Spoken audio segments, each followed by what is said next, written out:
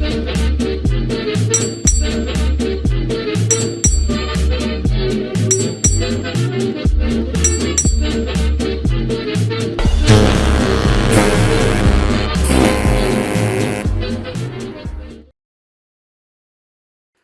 everyone, welcome to the second half of the Drydock episode 369 September Patreon edition.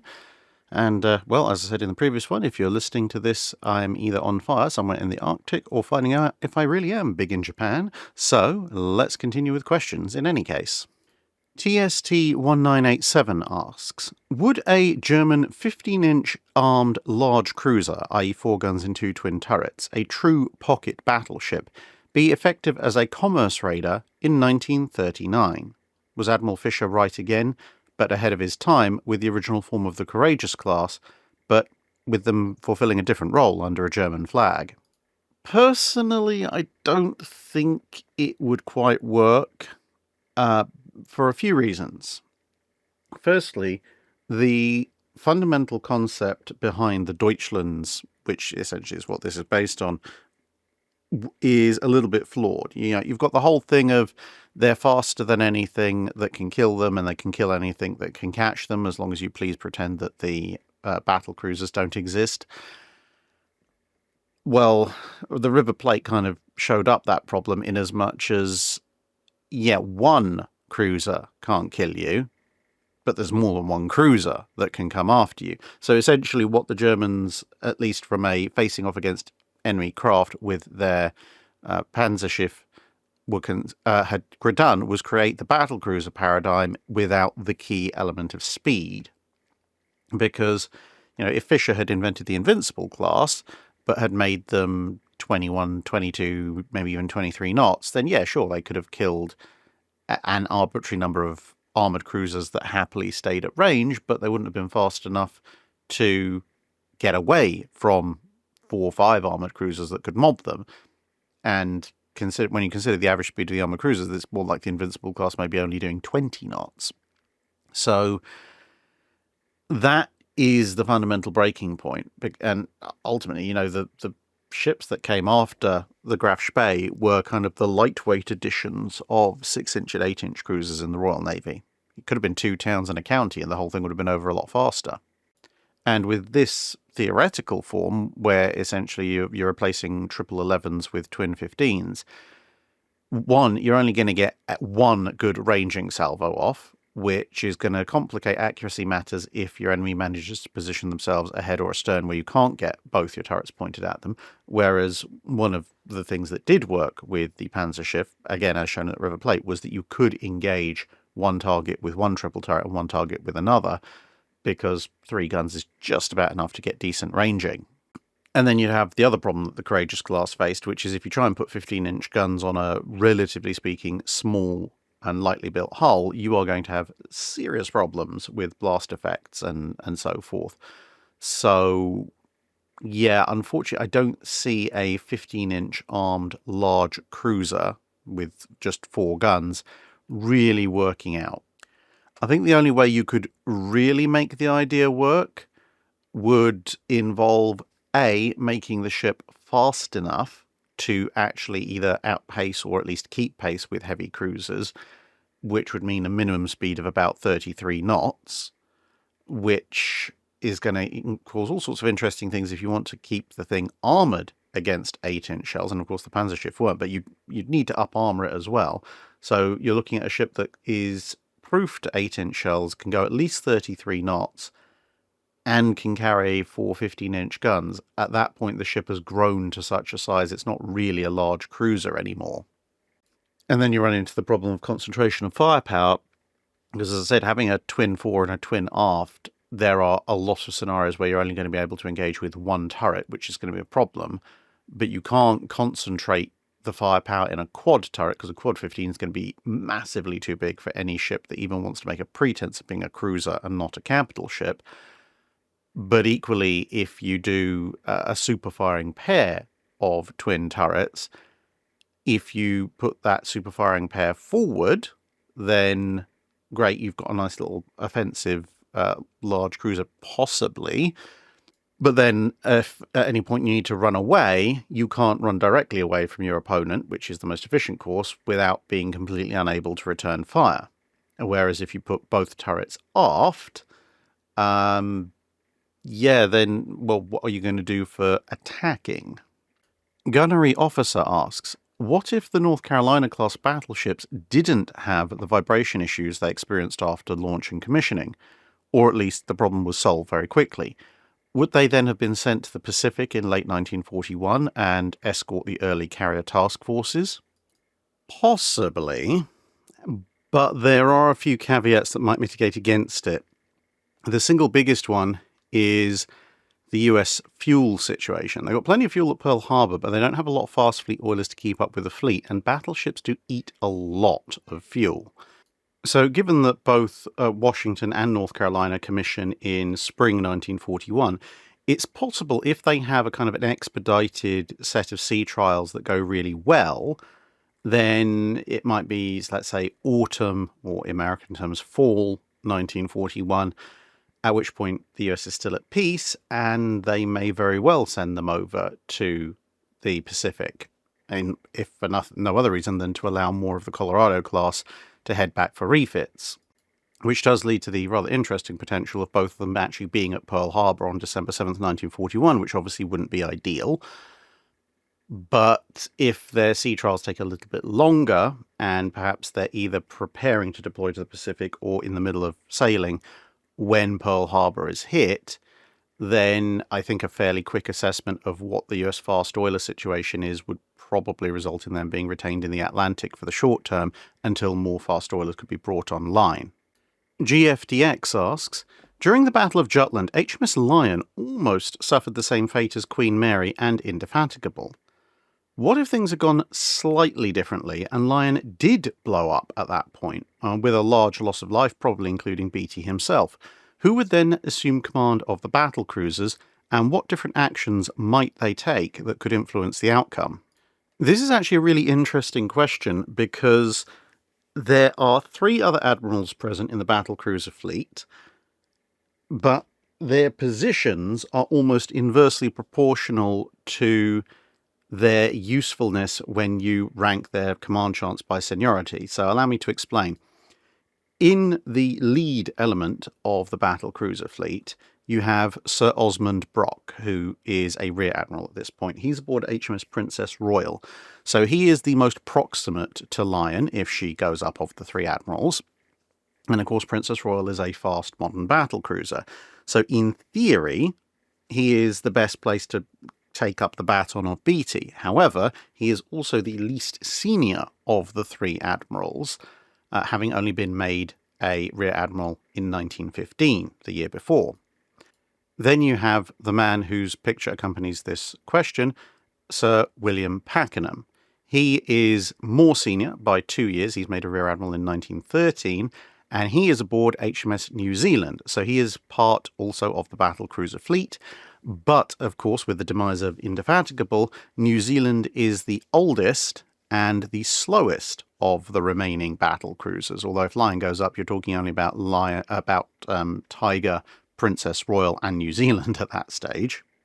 And of course, he is towards the rear of the line. But he is still in the line, so although he is in a less advantageous position and also, obviously, his ship is less capable, he is more senior, so he could take command. And then finally, you have Admiral Evan Thomas of 5th Battle Squadron. Now, of course, he is commanding the most powerful and at this point the most intact formation in the battlecruiser fleet. And he is the most senior, having been made a rear admiral in 1912. But of course, his formation is even further to the rear than New Zealand and Pakenham are, and he is technically on attachment to the battlecruiser fleet and not part of it. So by the rules of seniority, Evan Thomas technically should take command, and he does have the most powerful formation. I mean, he has more ships than the remaining battlecruiser fleet actually does, but he is the most out of position. So I think on balance, most likely Pakenham would take command, because Brock will defer to Pakenham on grounds of seniority, And Evan Thomas will probably defer to Pakenham on grounds of the fact that Pakenham is actually part of the battlecruiser fleet and is somewhat ahead of Evan Thomas. And indeed, Pakenham did in fact take command of the battlecruiser fleet once Beatty left to command the Grand Fleet. Now, in terms of what he would do, well, I think with only 3 battlecruisers left, Pakenham would almost immediately order everybody to turn about and retire under the covering fire of 5th Battle Squadron, unless 5th Battle Squadron really starts to chip into 1st Scouting Group.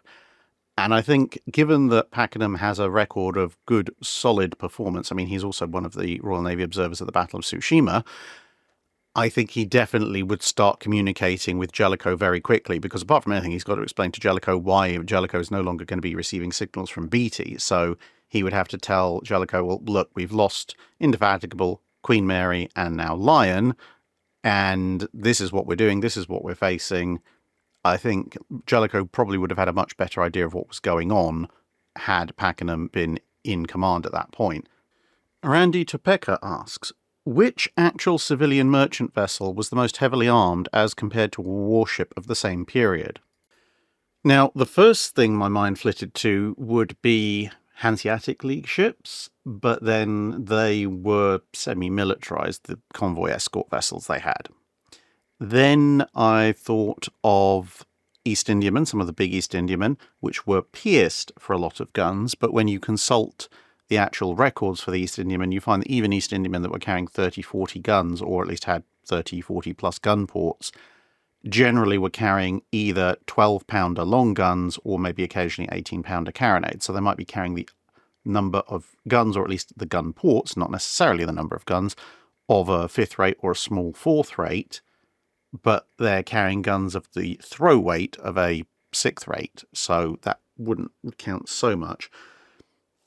I think eventually I'm going to settle on some of the ships in the Spanish Armada, because while some of the galleons were built as royal vessels, and obviously heavily armed as a result, some of the other big galleons that were present in the Armada were not originally warships designed for any navy, but they were a bunch of trade galleons, obviously still heavily armed to protect themselves, that were then commandeered by various powers, mostly Spain, but occasionally some Spanish allied powers, to serve in the Armada. And obviously, for service in the Armada, they were given a few extra guns, but not that many. So, given that some of the biggest, not necessarily the biggest, but some of the biggest galleons in the Spanish Armada were, in fact, in their regular day job, if you like, merchant ships, just very heavily armed ones, I think they would qualify, because they actually, even before their modifications for service in the Armada, they actually outgunned quite a few theoretically dedicated warships. Marlin Stout asks, given that the Kriegsmarine was never going to be able to defeat the Royal Navy in a surface battle, and would have to pursue a strategy of commerce warfare against Britain, would they have been better to have built more Scharnhorsts or Panzerschiff instead of the Bismarcks? And similarly, would more Panzerschiff have been a better alternative to their other cruisers, the Hippers and the Königsbergs? Certainly more small, long-range units would seem to be the better option for a small navy than building full-size battleships and using them for commerce warfare, if only because they can be in more places at once. Well, I think this goes back to potentially a concept that people misunderstand about the Kriegsmarine. When the Kriegsmarine started to build the Panzerschiff, and then the Scharnhorsts, and then the Bismarcks, for the very longest time, the plan of both the Weimar Republic Reichsmarine and then the Nazi Kriegsmarine wasn't to fight the Royal Navy, specifically because they knew they would lose, whether they tried to face them in a straight-up fight, or whether they tried to do commerce raiding. They knew that they were starting from way behind. They did not have the ships in any numbers to fight the Royal Navy, whatever tactic they used. And so the majority of that period, the German fleet's objective was actually to fight smaller navies. Specifically, they were thinking about going round two with France and the Marine Nationale. That's why you get that weird three-way race in the early 30s when the French built the Dunkirks in response to the Panzerschiff, and then the Italians build the Notorious in response to the Dunkirks, and the Germans build the Scharnhorsts in response to the Dunkirks, and then Strasbourg gets modified because of the Scharnhorst, and then the Italians decide even more Notorious, and then the French build the Richelieus, and you've heard all that before. But anyway, you'll notice that in all of that, the British aren't building any specific response to sort out the Panzerschiff, partly because, well, they already have that answer the answer is called Renown, Repulse and Hood, but nonetheless, the Germans only really pivot towards the idea of maybe we should try and fight the Royal Navy as Anglo-German relations deteriorate in the mid-30s. And that's when you start getting plans for things like, Plan Z drawn up.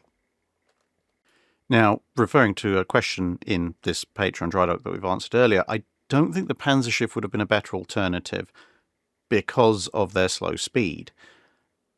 Now, obviously, the problem is if you go with steam turbines, you have a shorter range. But if you were hypothetically going to take an alternate timeline German fleet that is trying to rig itself in such a way as to present some kind of meaningful threat to the Royal Navy, then yeah, a couple of Bismarcks are just, well, they're going to get sunk eventually. It's just a question of when. Scharnhorsts, while I think doing twin 15-inch Scharnhorst would have been a much more efficient use of time, and you potentially could have had 4 of them in service by the early part of World War II, especially, obviously, that's assuming Scharnhorst and Gunneisen were built from the start with twin 15s.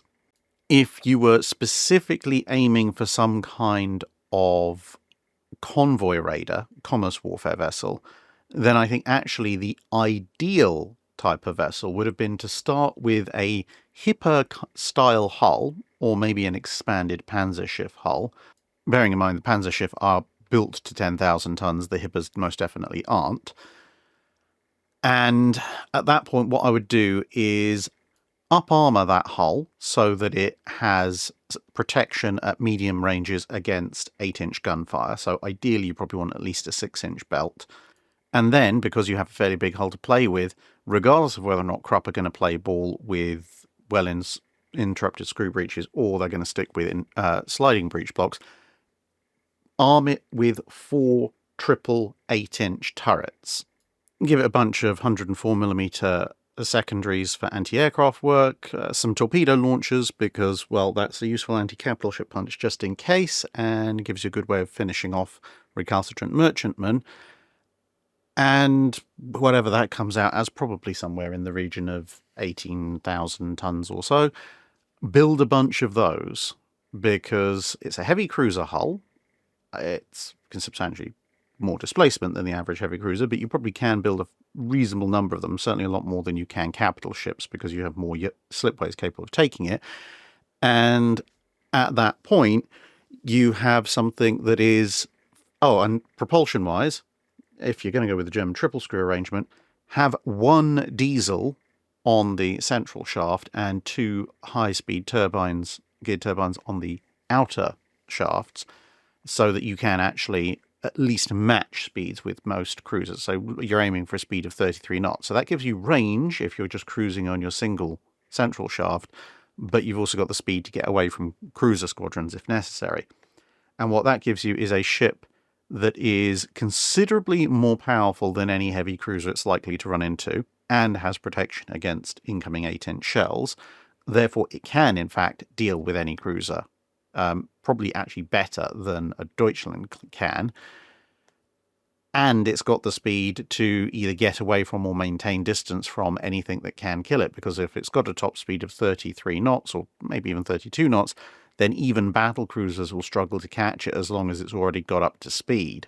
Capitano Lorenzo asks, didn't RMS Titanic have any form of damage control?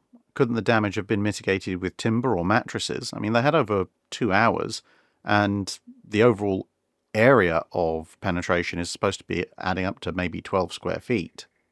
So there are a few problems with Titanic doing damage control against the iceberg damage. Now, if we use the conventional accepted theory of where all the damage was done, along the ship's side down below the waterline, you have to consider a few factors. Firstly, Titanic is the displacement and length roughly speaking, of an Iowa-class battleship with considerably more internal volume because, of course, she's a passenger liner and not a battleship, so she doesn't have heavy gun turrets and armour, which are going to mean she'll have a lower freeboard. So, keeping that in mind, if you've been to see an Iowa-class and how big that is, her crew is about 1/3 the size of the crew of an Iowa-class battleship.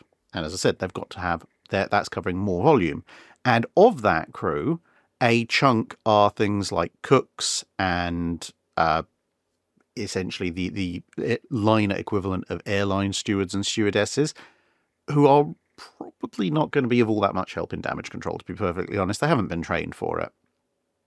When you drill down, there's a little bit over 320 people as part of the engineering crew who could reasonably be expected to do damage control, and maybe a few more from some of the other branches.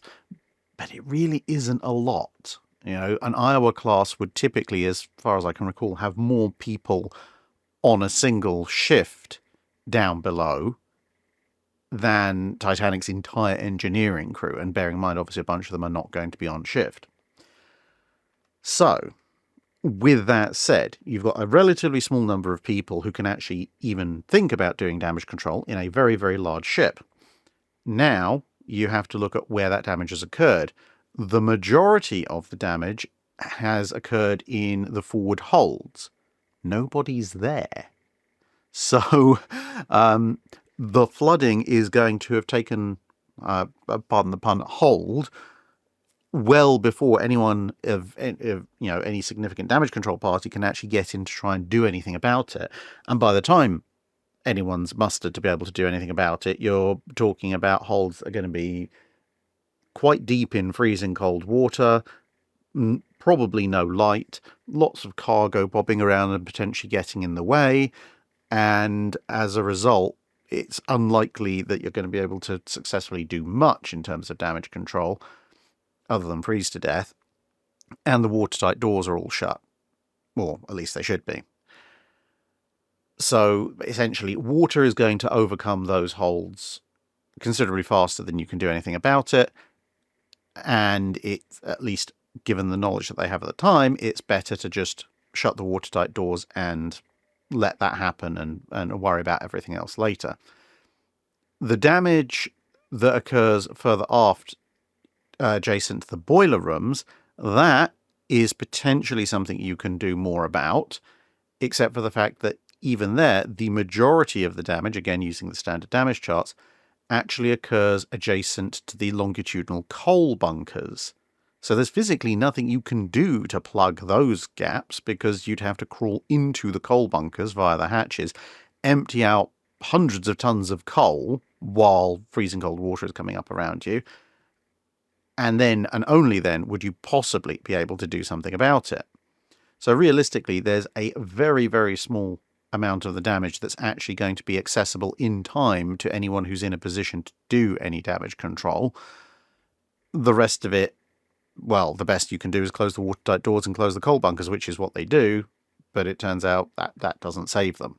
And yes, you've got a little bit over 2 hours between collision and sinking, but the simple fact is that of that, you've actually got a very much smaller amount of time when you can actually do anything. Even assuming that you can access the breaches, you basically have until, certainly with Titanic's equipment, you have until the water gets up past maybe waist or chest height around the breaches. Once it gets higher than that, Titanic doesn't have diving suits, and as I said, this is the freezing cold North Atlantic. It's still freezing cold North Atlantic, whether it's inside the hull or outside the hull. People of the Titanic's crew just are not equipped to go diving in that environment to try and bang wedges in. They just die of hypothermia. Duke Master asks, with the ascension of Napoleon III, Great Britain was once again faced with a Bonaparte across the Channel. Penny Dreadfuls made much of this via invasion scares that were all or mostly nonsense. Ranging from business as usual to oh no, not again, what was the Royal Navy's thoughts on the rise of the Second French Empire? The Royal Navy was mildly concerned, and this was largely on the basis of two things. One of which was that the beginning of Napoleon III as emperor, obviously he was president before that, coincided with the completion of Cherbourg Harbour. Now, this was very important in the Royal Navy's analysis because prior to this, any French fleet that wanted to threaten the British coast, pretty much the closest it could get was Brest, which is obviously on the northwest French Atlantic coast. Yes, you had places like Dunkirk and Calais, but they were not suitable for the maintenance and prolonged sustainment of a large fleet. And thus, you, as the Royal Navy, as long as you had some forces in Plymouth, could basically block any realistic approach by a French invasion fleet, even in the age of steam. However, once you complete Cherbourg slap bang in the middle of the Channel, or at least slap bang in the middle of the French Channel coast, offers a much more direct, much shorter route to the British coast, and combined with the rise of steam power, offers you a huge number of options. So whereas previously you'd have a reasonable amount of warning and you've got a theoretical ability to choke off any assault, now the concern was, well, if the French have significant forces based in Cherbourg and they can sail independent of the wind thanks to steam power, and this is what a lot of the penny dreadfuls would kind of reflect, they could theoretically send a steam-powered invasion fleet west, east, directly north, who knows, and away from where the Royal Navy is primarily based, over more towards the western end of the Channel. And that's why you see places like Portsmouth, for example, going from a Royal Navy base to a very significant Royal Navy base, because now Portsmouth is actually quite important in having a fleet almost directly opposite Cherbourg. And you see various other works going on. So the reason this picture is on here is because this is one half of a huge bit of harbour work that was being done in the Channel Islands to base some steam warships out of there to counter potential French threats to the Channel Islands themselves, but also as kind of a flanking force to any minor French incursions that might leave what were now becoming the French Channel ports. And of course, one of the other things that Napoleon III was doing was building up the French fleet, and historically that's never been a good thing for the Royal Navy. So, yeah, I would say overall the Royal Navy's reaction was, I'm not sure about this, we're going to have to spend a fair bit of money countering potential threats, but since Napoleon III wasn't going directly against British interests in the most obvious ways, they weren't, scramble every single ship possible and cram them into Portsmouth and wait for the inevitable apocalypse. So on a 1 to 10 scale of concern, I think they were probably about a 6 or a 7. Coneled asks, what's your opinion of the Lego Titanic as a model? What do you think is right or impressive, and what do you think they could have done better? Well, first off, I don't own the Lego Titanic model, and, well, unless viewership of the channel doubles or I win the lottery, so I can afford to move to a considerably larger house, I'm not going to anytime in the future, because I do not have the space to display such a thing. So I'm going purely off of videos and pictures of other people's Lego Titanics.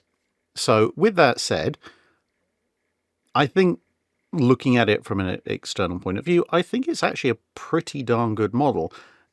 They're facing a bit of a problem, similar to what we discussed earlier, in that Titanic is just such a large ship.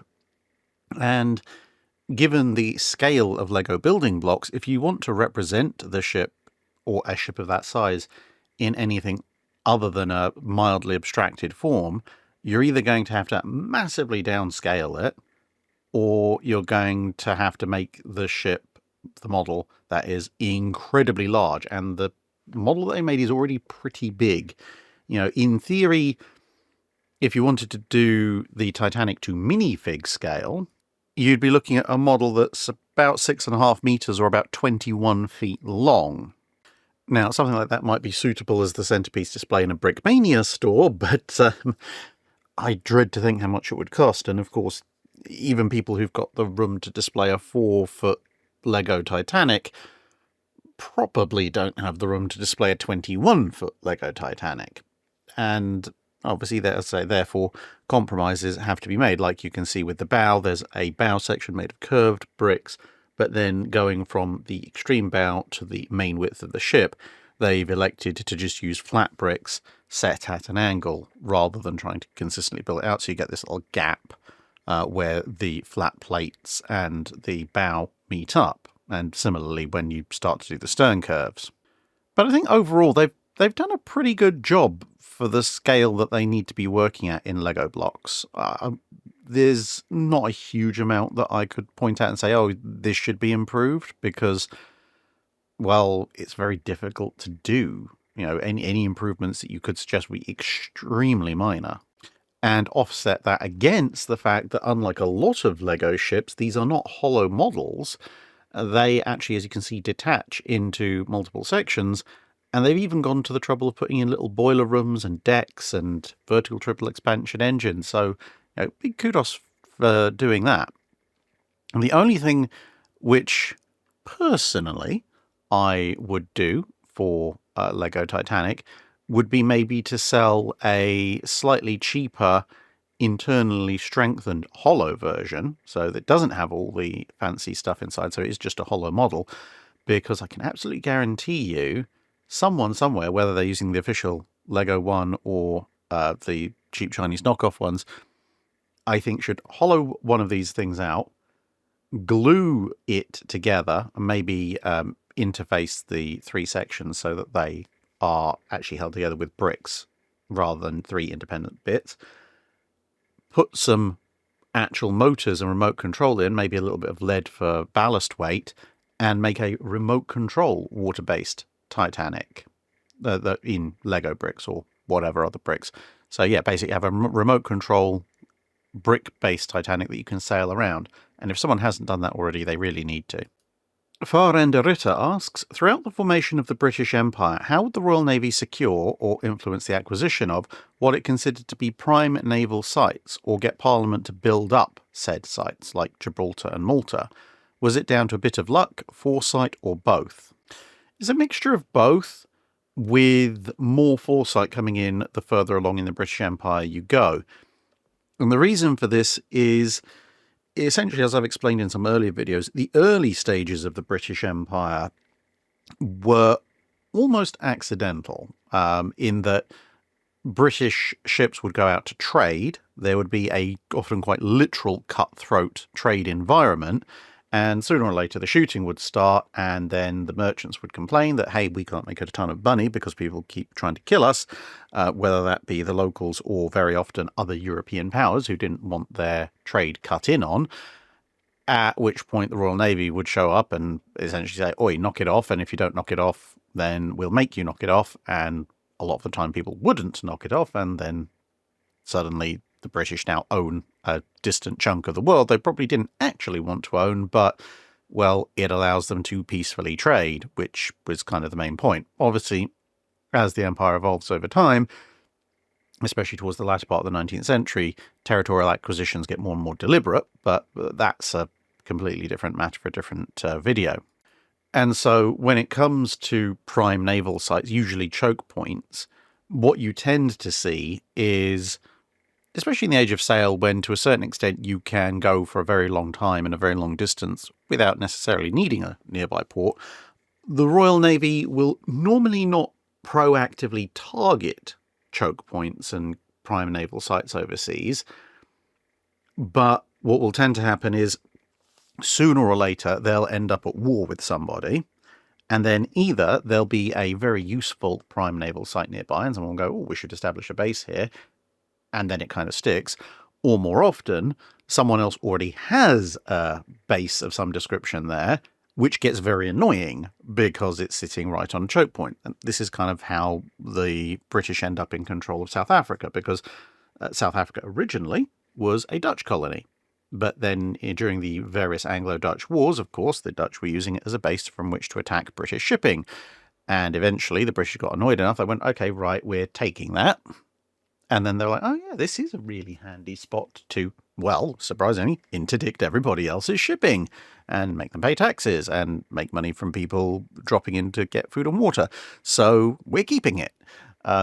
Gibraltar Obviously, Spain controlled that for a very long time, but as Britain ended up at war with Spain more and more and more, and was also fighting in the Mediterranean more and more and more, eventually the Royal Navy went, okay, this whole Spain controlling the access to the Mediterranean when we're so often at war with them is really, really irritating. So we're going to take Gibraltar off of them, and we're not going to give it back. And, well, we haven't to this day, because the Spanish surrendered it in perpetuity, regardless of what the Spanish government these days might want people to believe.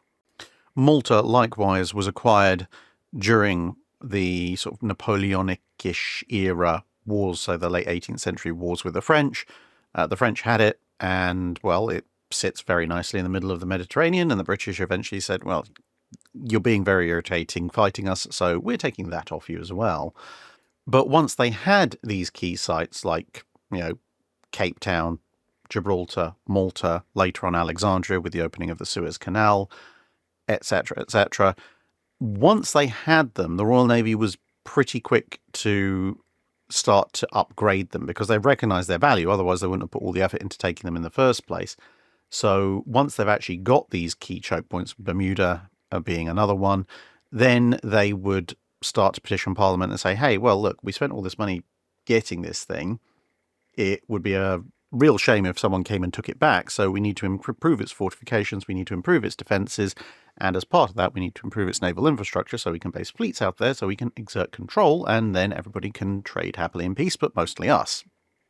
Mon Squire is a lumberjack and he's okay. He sleeps all night and he works all day. Asks, in your opinion, was the US 4th Fleet worth its creation, or would they have been better used in the North Atlantic? So for those of you who aren't aware, 4th Fleet in its original iteration governed the western portion of the Southern Atlantic, as you can see on this rather handy map. And it was composed, at least in terms of its combat assets, primarily of a good chunk of the Omaha class, a variety of destroyers, mostly older ones, and some destroyer escorts. And it was set up in 1943. Now, would they have been more useful in the North Atlantic?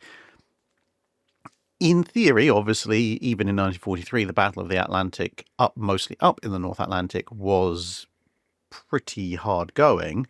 However, I think 4th Fleet's creation was a good idea. The Omahas, with the best will in the world, are not particularly suited for convoy work. They're fast like cruisers.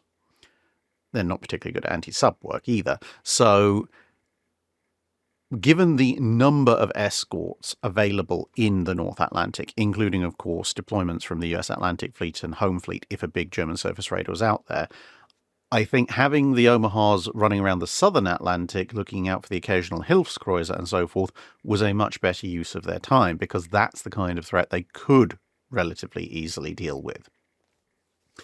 The destroyers and destroyer escorts there, you might think we should have as many of them as possible in the North Atlantic, but there were U-boats operating in the South Atlantic, and the trade from South America, heading to both the UK and the US, was a fairly vital part of the overall war effort. It's not really talked about all that much because it doesn't get attacked as heavily, but it still does get attacked. And also, because you're talking about, okay, mainly trade from Brazil, but also trade from Argentina and various other South American countries, there's not as strict a convoy system for a lot of the time because, well, there's just A, not the shipping, and B, not the threat. But as the threat increases, more convoys are needed, and therefore you need your destroyers and your destroyer escorts to see those convoys safely through. And the more ships that make it out of the South Atlantic to the North Atlantic, the bigger your convoys are and the more goods are reaching the Allied cause. So, although a deployment of well over 100 ships all told, although obviously a lot of them are auxiliaries and smaller stuff, sounds like a lot, for the return on investment that you get, and the Brazilian Navy helps out there as well, it's, I think, certainly a very good idea, because moving all of those forces into the North Atlantic, only some of them would really have made a significant impact, but I think the impact of leaving the western half of the Southern Atlantic unguarded would have been much, much greater. Andrew Waite asks, Can you please calculate where a shell fired from the Canon 340mm Dubigo at the Murder Atlantic Dubigo in France would land if someone were to fire it? So, as a 340mm or 13.5-inch gun, that's a gun that would have been used on the Britannia class, by some protractor measurements, I've worked out that this thing is elevated at about 12 degrees, which very happily happens to be the maximum elevation for the Britannia class's turrets as they were originally constructed, which means we have an exact range figure, which is 14,500 meters for this gun at this elevation. But sadly, given its positioning, which is it's aiming, roughly speaking, west-northwest, it fires out over the Atlantic. So measuring from where the gun is 14.5 kilometers, although the shell would be heading directly for the island of Goa, and unlike most of these questions, we don't actually have to assume that the shell magically passes through landmarks and buildings along the way, because it actually has a clear line of fire. It is, however, just going to splash into the sea somewhat east of Goa and south-southeast of Gavre, which is the little peninsula a bit to the north of its splashdown site. HMS Impractical asks, at the quarterdeck of Richelieu, at the extreme end of the ship, there are two stacks of barrel-like objects that look like depth charges? Surely they didn't equip a battleship for submarine hunting, did they? What are they? Well, good on you for spotting them, and yeah, you might initially think they could look like depth charges, and when I was looking at them I thought, no, I know Richelieu didn't have depth charges, but what the heck are they? They're clearly designed to be, chucked over the side, at least by all appearances' sake, and interestingly, they only appear on Richelieu's stern in the process of her refit in the States and during the Second World War. Because obviously prior to that refit, this whole area on her aft is flight deck. Well, it's not flight deck, it's the catapult aircraft handling facilities, but you get the idea. Now, I looked through every English language source I had on Richelieu, and there was nothing. So then I went to my French language sources, and eventually, on a back page under a miscellaneous section of the book on Richelieu by Robert Dumas, I eventually came across what these things are.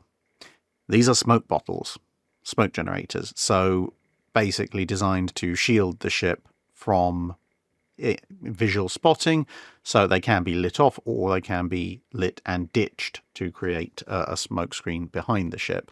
So yeah, not labelled on almost any diagram, no matter how detailed, of Richelieu, although very often on the detailed diagrams, at least for 43 onwards, they are drawn there, but never labelled. The stuff in between them is labelled, but even down to the flagpole, but never them, until I found it in that book. So yeah, there you go. Little smoke bottles for camouflage. Fitch's Fifth Fleet Fish Fleecer, fiercely fishing for fleeting fish for 4 fish fritter flavour favours, asks, in the period the channel covers, were stationary hydrophones ever deployed offensively in a similar manner to the listening traps and underwater net arrays found during the Cold War? And do you think this is a topic that might still be classified? Well, if ever was, it has been declassified. You can see there's a secret marking here. So, yes, hydrophones were used offensively, even if stationary, in certain elements of the Second World War. You might recall from the video I did on the origins of ASDIC, aka sonar, there were some of the very, very earliest experiments back in the First World War consisted of deploying stationary hydrophones and then listening to ships passing by. Most notably, they could listen to the exercises of British warships going up and down the Forth. Now, that meant, of course, the basic principle was well established well before World War II, and stationary hydrophones, in terms of proactive use, were used in harbour defences quite often. So you'd have minefields, and of course with harbour minefields you could have remote activated mines, but and the idea was then if you had hydrophones, you could listen for incoming noises of submarines, or basically incoming motor noises that didn't correspond to a ship that you could see on the surface. And by having multiple of them, you could triangulate where it was. And then you could work out, well, it's here, it's moving in this direction. Here's where we know our remote activated mines are. So when the submarine gets near one of these remote activated mines, we trigger the mine and hopefully damage or sink the submarine or scare it into going away. Or you can use it to go, hey, there's a submarine over there. You, escort ship, go depth charge this place, or call in an aircraft with depth charges or something like that. They also proved somewhat useful in certain harbours for dealing with shipping in times of poor visibility, whether that be fog or night, because you could use exactly the same triangulation methods to work out, is there a convoy coming towards us? Is there the convoy that's just left? Is it actually on the correct course? Are they heading for the minefields, or are they going through the safe channel? That kind of thing. And again, in the First World War, hydrophone arrays were set up in the channel, and they could detect gunfire on the other side of the channel, as long as it was in the water, and they could use it to monitor ship movements as well. So I suspect that there were probably some more proactive search uses, hydrophone arrays deployed to try and detect submarines at longer distances in World War II. But if those were done, then either they potentially are still at least partially wrapped up, but I would imagine probably not, because, SOSUS, the Cold War equivalent, is partially declassified already. And so if there were submarine hunting hydrophone arrays for the broader, let's say, North Sea or something like that, they probably existed, but I just haven't read about them yet. There was also a rather interesting system that was supposed to be used to rescue pilots who'd gone into the ocean using triangulated hydrophone sensors. And the idea was the pilot would set off an explosive charge. The explosion would obviously carry through the water, and then everyone would go, oh, there's been an explosion at this location. We should send somebody to go investigate and pick up whoever did it. I think that fell down mostly on the basis that for someone to set off a large enough explosive charge that it could be detected at any substantial distance by the hydrophones of the time, and by multiple hydrophones to allow the triangulation, it would have to be a fairly big explosive charge, and setting off a large explosive charge next to you in the water doesn't tend to end well. Pedden Harley asks, Drac, from the ships expended at Bikini Atoll in 1946, if you could bend the timeline to save one from its fate and preserve it as a museum, which ship do you choose, and what criteria for you are the most significant in selecting it? And as a follow-on, in which port would this ship be displayed? For me, it ended up being a toss-up between Nevada and Saratoga. And after some very careful consideration, I eventually concluded that I would prefer to preserve Saratoga, for a few reasons. Firstly, although both ships obviously took quite a beating during the Second World War, Saratoga was the more useful of the two platforms, all things considered. Secondly, Nevada, being, the next class along from the Texas and New York, I think would compete in the space with Texas for that kind of niche of preserved battleship. Now, granted, it would double the number of pre-World War I Dreadnought or Super Dreadnought type battleships preserved, but, as any museum curator will tell you, it is a bit of a hyper-competitive world out there. Saratoga, while there are a lot of preserved Essexes, is a pre-war carrier design and a converted carrier design, and at its core is a battle cruiser hull, so offers, I think, considerably more differences between her and an Essex class than there would necessarily be between the Nevada and the Texas. And then, of course, you have the simple fact that, Saratoga would have an absolutely massive hangar bay, so it would be very easy to display all sorts of fun things, and, obviously, of course, on the flight deck as well. And much like most of the preserved Essexes tend to have examples of the various aircraft that operated from that ship over the course of its lifespan, because Saratoga was there almost from the start of the US carrier fleet, then they could either look for replicas, or if it was preserved early enough, perhaps even originals of some of the interesting interwar US Navy aircraft like the F-3F and so forth, and have that on display, so it'll be a little bit earlier than the Essex-type air groups. In terms of where I would display it, I think it would go pretty well in Pearl Harbor. And of course, the battleship Missouri is moored on Battleship Row on that side of Ford Island. So since we've theoretically therefore established that Ford Island is a suitable place for having museum ships, I'd put it on the other side, moored where the carriers would have been had they been in port during the Pearl Harbor attack. Plus, it's going to make somebody very, very rich trying to permanently aircon the hangar in Hawaii. Greg M. asks, how much difference in practice did it make that the King George V's were armed with 14-inch guns instead of something larger? As it turned out in real life, it made practically zero difference, because the King George V class's guns were only ever tested against targets that might have a modicum of resistance to them, i.e. other capital ships, on 3 occasions: Prince of Wales versus Bismarck, King George V versus Bismarck, and Duke of York versus Scharnhorst. And on each of those 3 occasions, the guns were not found wanting. Scharnhorst took hits from Duke of York's 14-inch guns and took substantial damage from them. There is no indication that at any point Scharnhorst's armour really succeeded in protecting her from 14-inch armour-piercing gunfire. Prince of Wales, shooting at Bismarck, scored multiple hits. In that particular case, none of the hits landed on the main protection, so it didn't make any odds, really. And thanks to the fairly large bursting charges, you can't even argue that a 16-inch hit would have, from another gun that was actually entered service, would have done substantially more damage in the areas that it did hit. Of course, if the British had developed their own 16-inch 45, it's possible it would have had an even larger bursting charge, but that's neither here nor there. And then, of course, you have King George V versus Bismarck in Bismarck's final battle, and despite what some people on the internet will tell you, there's all sorts of really bizarre claims floating around the internet, like people saying, oh yes, well, there are big divots where King George V's 14-inch shells bounced off Bismarck's armour. No, there aren't. There absolutely are not. That's a lie.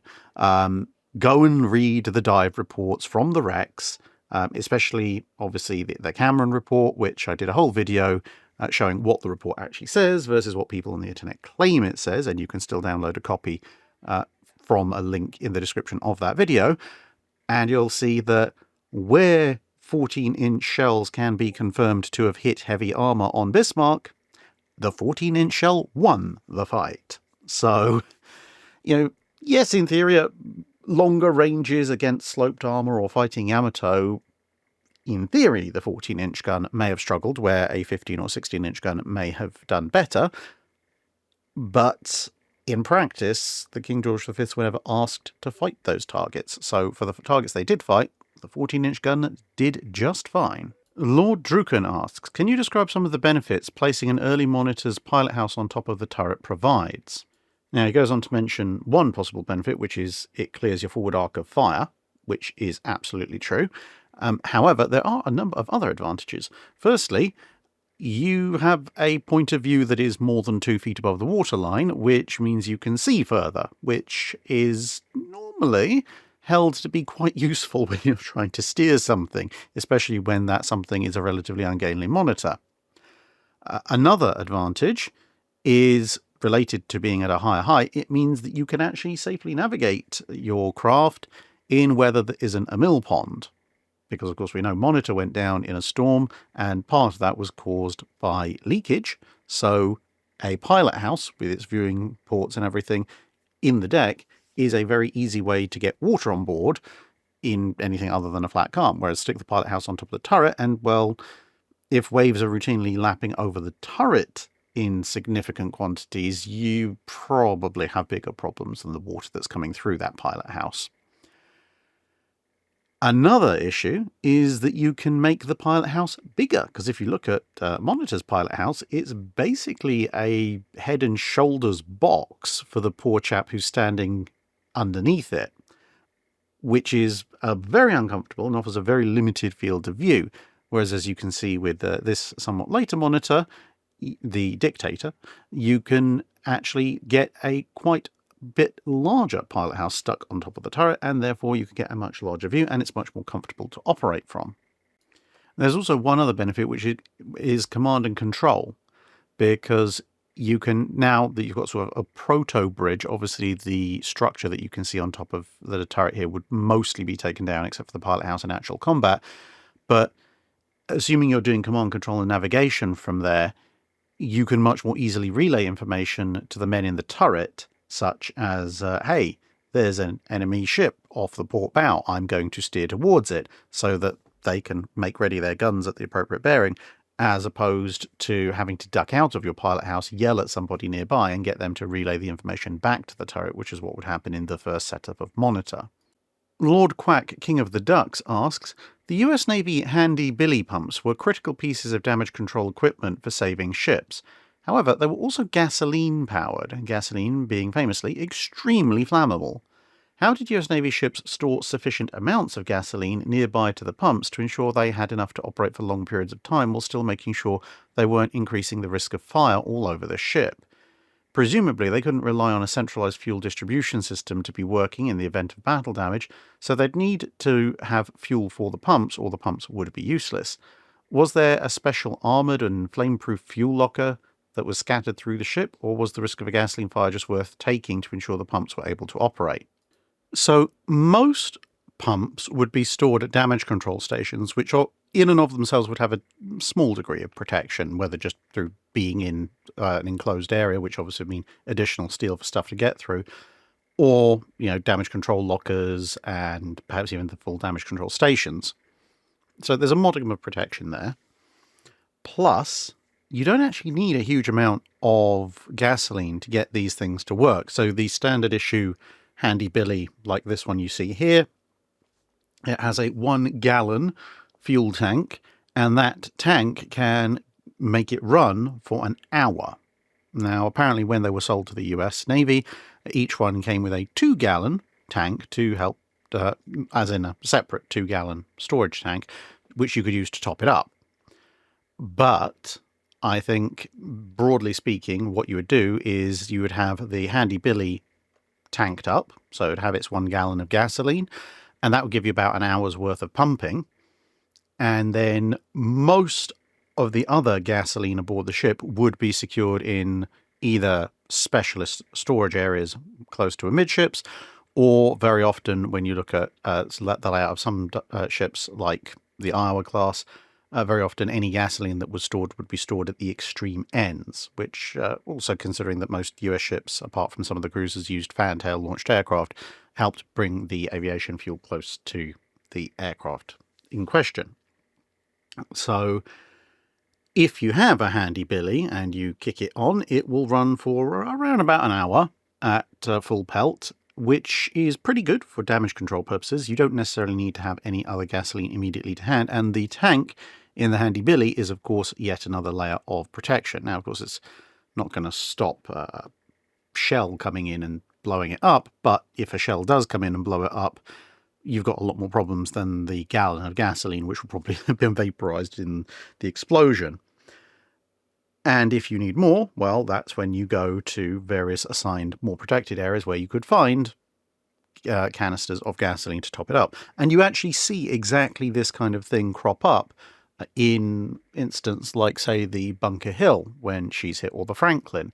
And in the video that I did about Franklin, the one that actually stayed up and wasn't subject to a spurious copyright strike, then you can actually see that partway during the damage control efforts, some of the pumps began to run out of fuel. So that, to me, would very clearly indicate, given the timing, that they had been stored with just their 1 gallon in them, and after about an hour they were running low, and so people had to start going looking for additional gasoline. Andre de Coult asks, how was coal loaded onto ships, and how did this vary between ship sizes, types, and port facilities? What was used? Was it shovels, bags, conveyor belts, etc.? And however difficult or dangerous, how was refueling with coal accomplished at sea? So the method of getting the coal onto the ship could vary quite considerably. You've probably seen me use that wonderful image of the coaling station at Pearl Harbor quite often. And that's, mountains of coal with a whole little light rail system that would bring truckloads of coal up to the ship in question. And you could have grab cranes that could just claw up large amounts of coal and pull it over. You could have grab bags. So a bag would be lowered, filled up with coal, then lifted and moved over to the ship. You could have people walk up gangways, each carrying a large bag of coal on their backs. You could do like you can see here. This is coaling for USS Texas. People just being presented with a socking great mound of coal, which you have to use spades and shovels and buckets and wheelbarrows to move, either from dock to ship or between ships if you're coming off from a collier. It was not very popular work. It needed a huge number of people. You got absolutely filthy, and it was incredibly tiring, no matter what system you used. And that was for one very, very good reason, which was that unlike a collier, a coal transport vessel, warships didn't have big open coal bunkers which could be accessed by big open hatches from the top, where you could just use a big grabbing claw crane to dump tons of coal in at a time. The coal bunkers on warships were distributed. There were quite a few different ones, and they definitely weren't leaving massive great chutes that you could pour coal down in vast quantities. Instead, depending on where exactly the bunker was, if you were lucky, most of them would have some kind of pipe or chute that was built into the ship that would run down, but it would be a relatively small thing. So if you had a bag of coal on your shoulder, you could pour the bag into the chute, but you couldn't just dump the entire bag all in one go. For example, it gives you an idea of the capacity involved. A shovel full of coal could be shoveled down the chute at any given point. And if some of the bunkers were particularly deep in the ship, perhaps emergency reserve bunkers and so forth, you may end up having to chain gang bags of coal all the way down there. But that was much rarer. In terms of refueling with coal at sea, the primary answer was don't, because it was just an absolute pain, even more so than coaling when stationary ashore.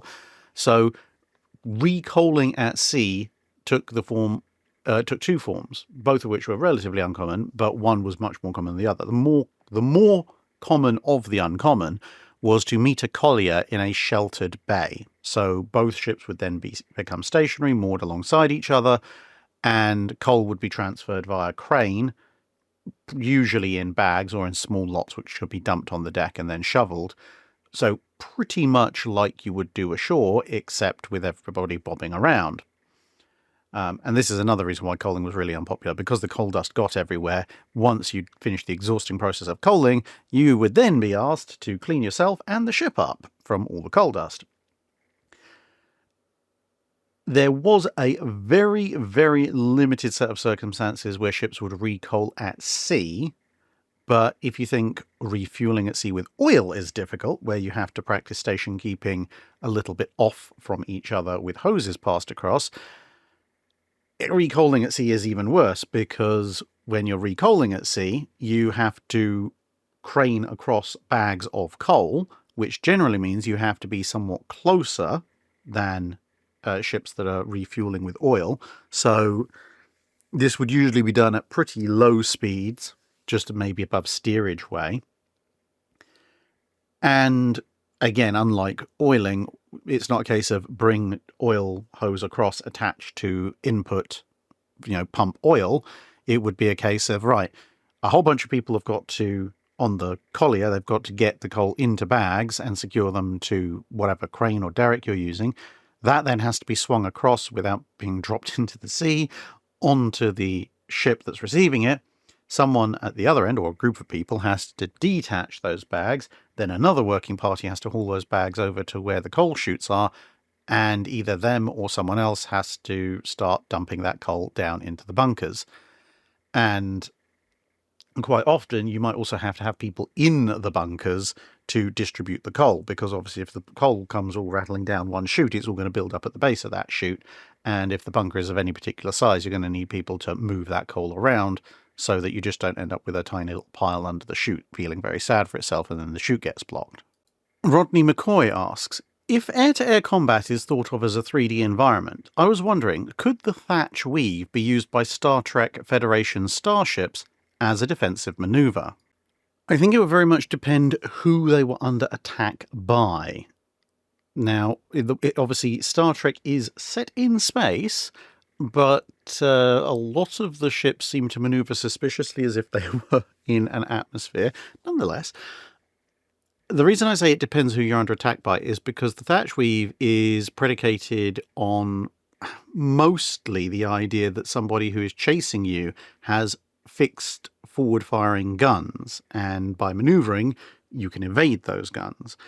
So if you were going up against somebody who is using the more standard beam weapons that you see in Star Trek, it's probably not actually worth it, because if you have your wingman and you're being attacked, then, well, the person who's being attacked just continues in a straight line, maybe taking a few evasive maneuvers to throw off torpedo launches, and the guy next to them also continues in a straight line, maybe dropping back very slightly, and just broadsides the attacker with their omnidirectional phasers, or whatever.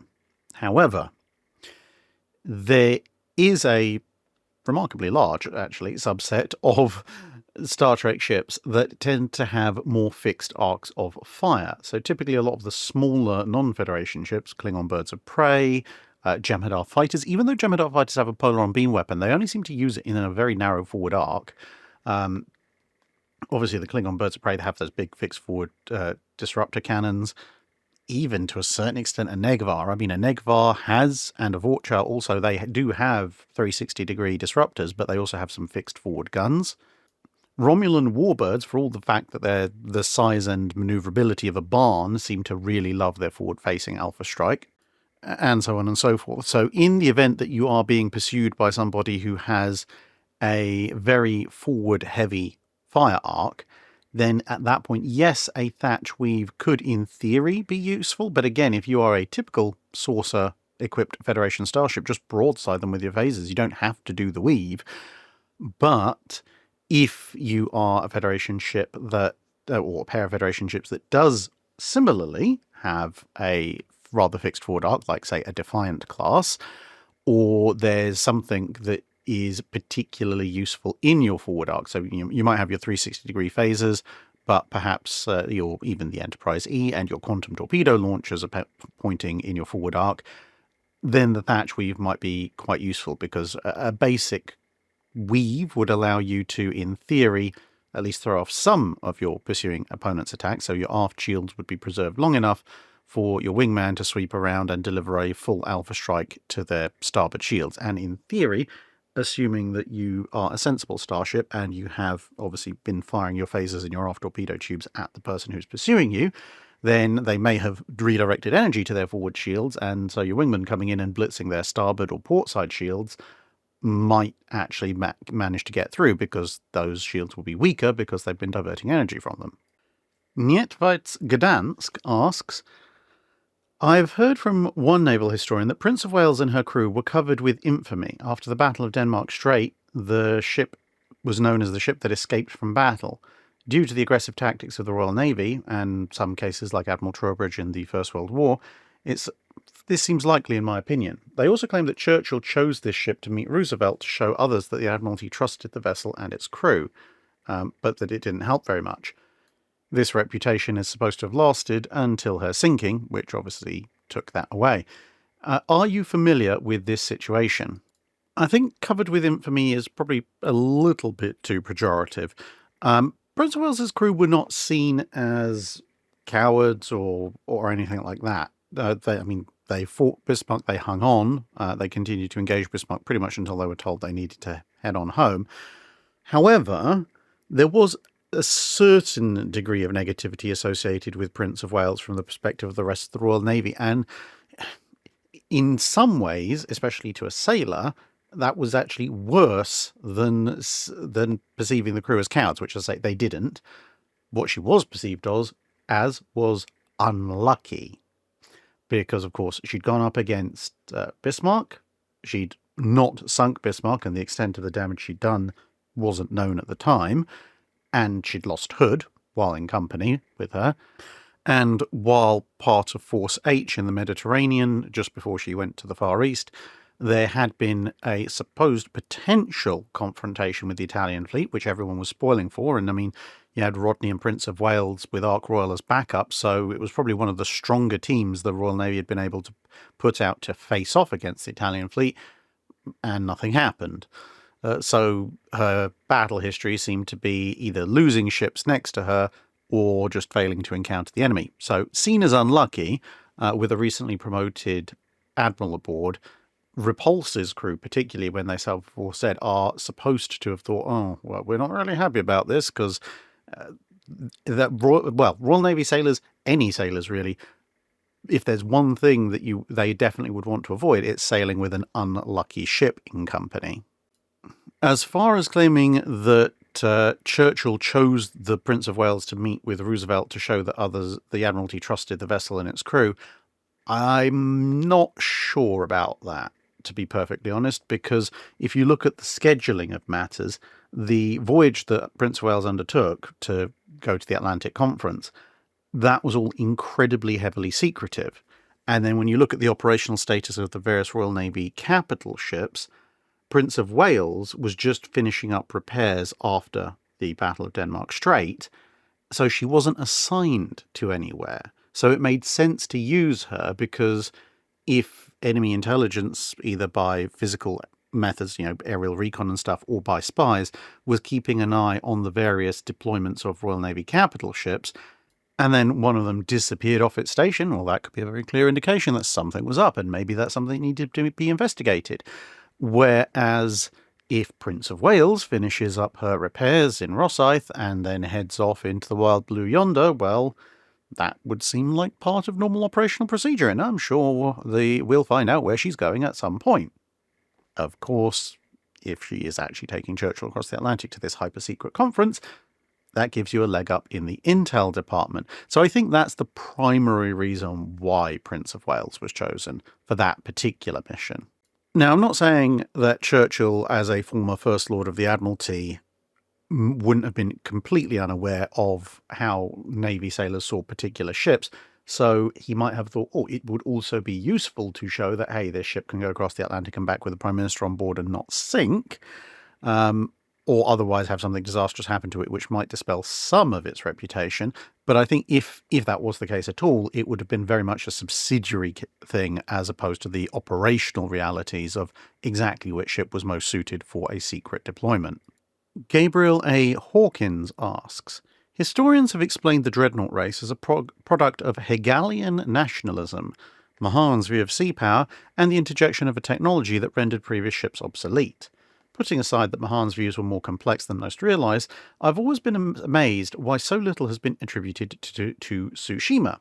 I would think that an upstart nation managing to take down a much larger and established European power would be viewed as by most, as the fulfillment of Mahan's principles. Yet Tsushima is scarcely mentioned as a predicate of the Dreadnought race or World War I. Any idea why?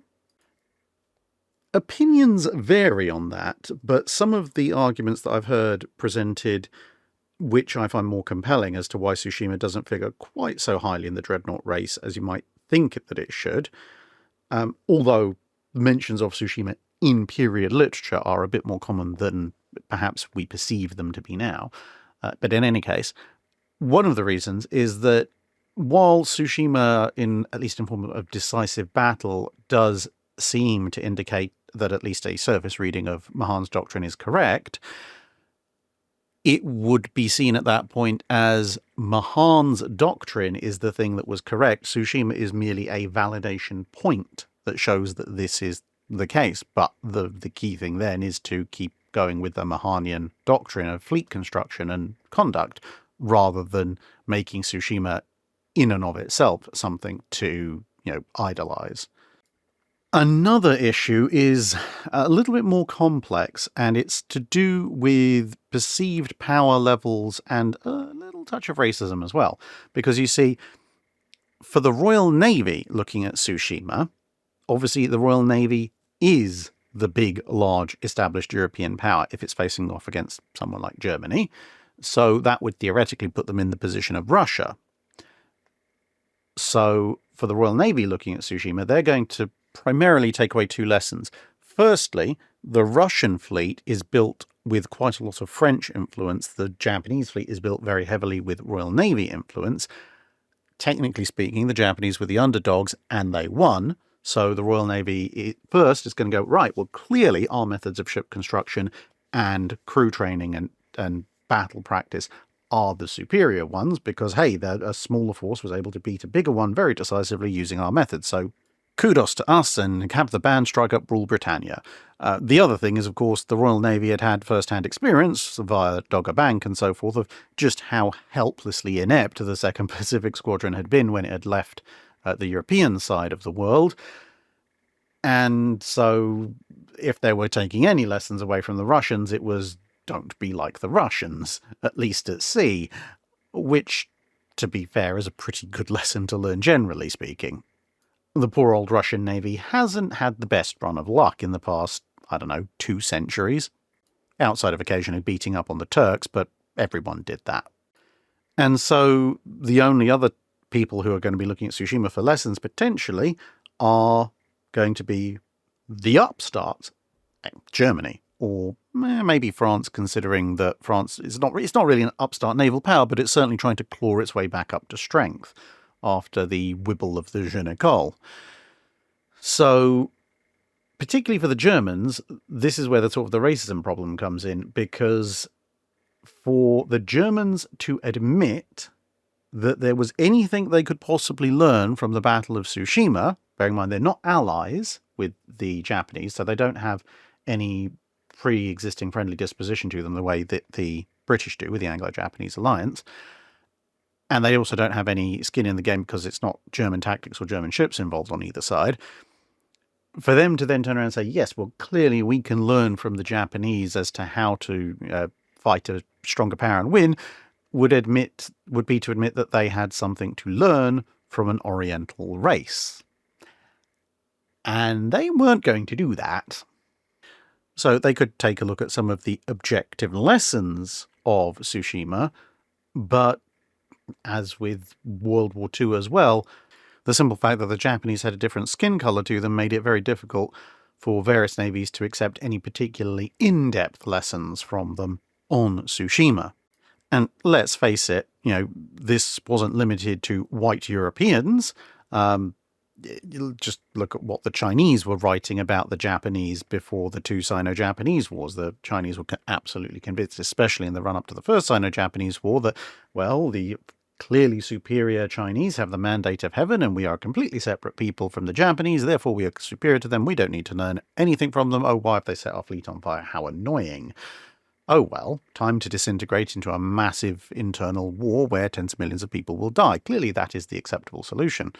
But one of the things that pretty much everybody did take away from Tsushima, which was used as kind of a little bit of a course steer for what was to come with the last period of the pre-Dreadnought race and then the Dreadnought race, was the idea that concentration of firepower by very large guns was significantly more useful than people had previously thought it was going to be, especially in terms of ranged combat. So Tsushima was used more as a marker of validating other preconceived ideas and, to a certain extent, in some ways almost a test bed of certain other concepts, rather than a foundational stone of the Dreadnought race. Herr Fuschwangsager asks, how was the transport of horses by ship handled during the time the Channel covers? They seem to be an almost uniquely unsuited beast for long-distance sea voyages, while also being an indispensable part of the majority of armies for the most of human history.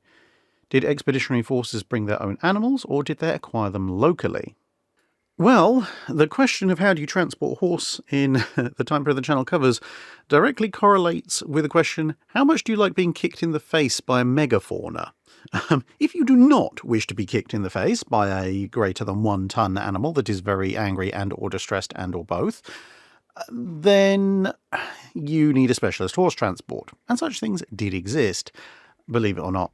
So a typical horse transport of the age of sail from the outside might not look very different, except for the fact they usually had a very big drawbridge-like gate in the hull. You wouldn't use that for boarding horses, though, because horses, by and large, hate being at sea. Hence the mention of being kicked in the face. And I do mean hate. You know, there are animals that might not like water. Horses don't mind fresh water, rivers and streams and so forth for the most part. A horse at sea, however, is usually not a very happy animal.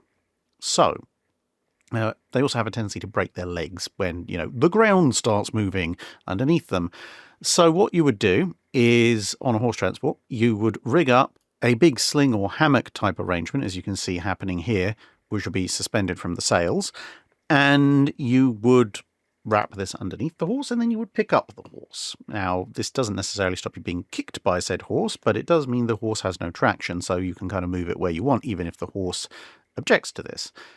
You would then lower the horse down a big hatch in the deck, and assuming that it's not going completely berserk at this point, you would lead it to a horse stall. So within the horse transport, basically what would be the gun deck on most ships, or warships at least, would be converted into a series of fixed horse stalls that are relatively confining, because again, you want to try and keep the poor things upright so they don't break limbs.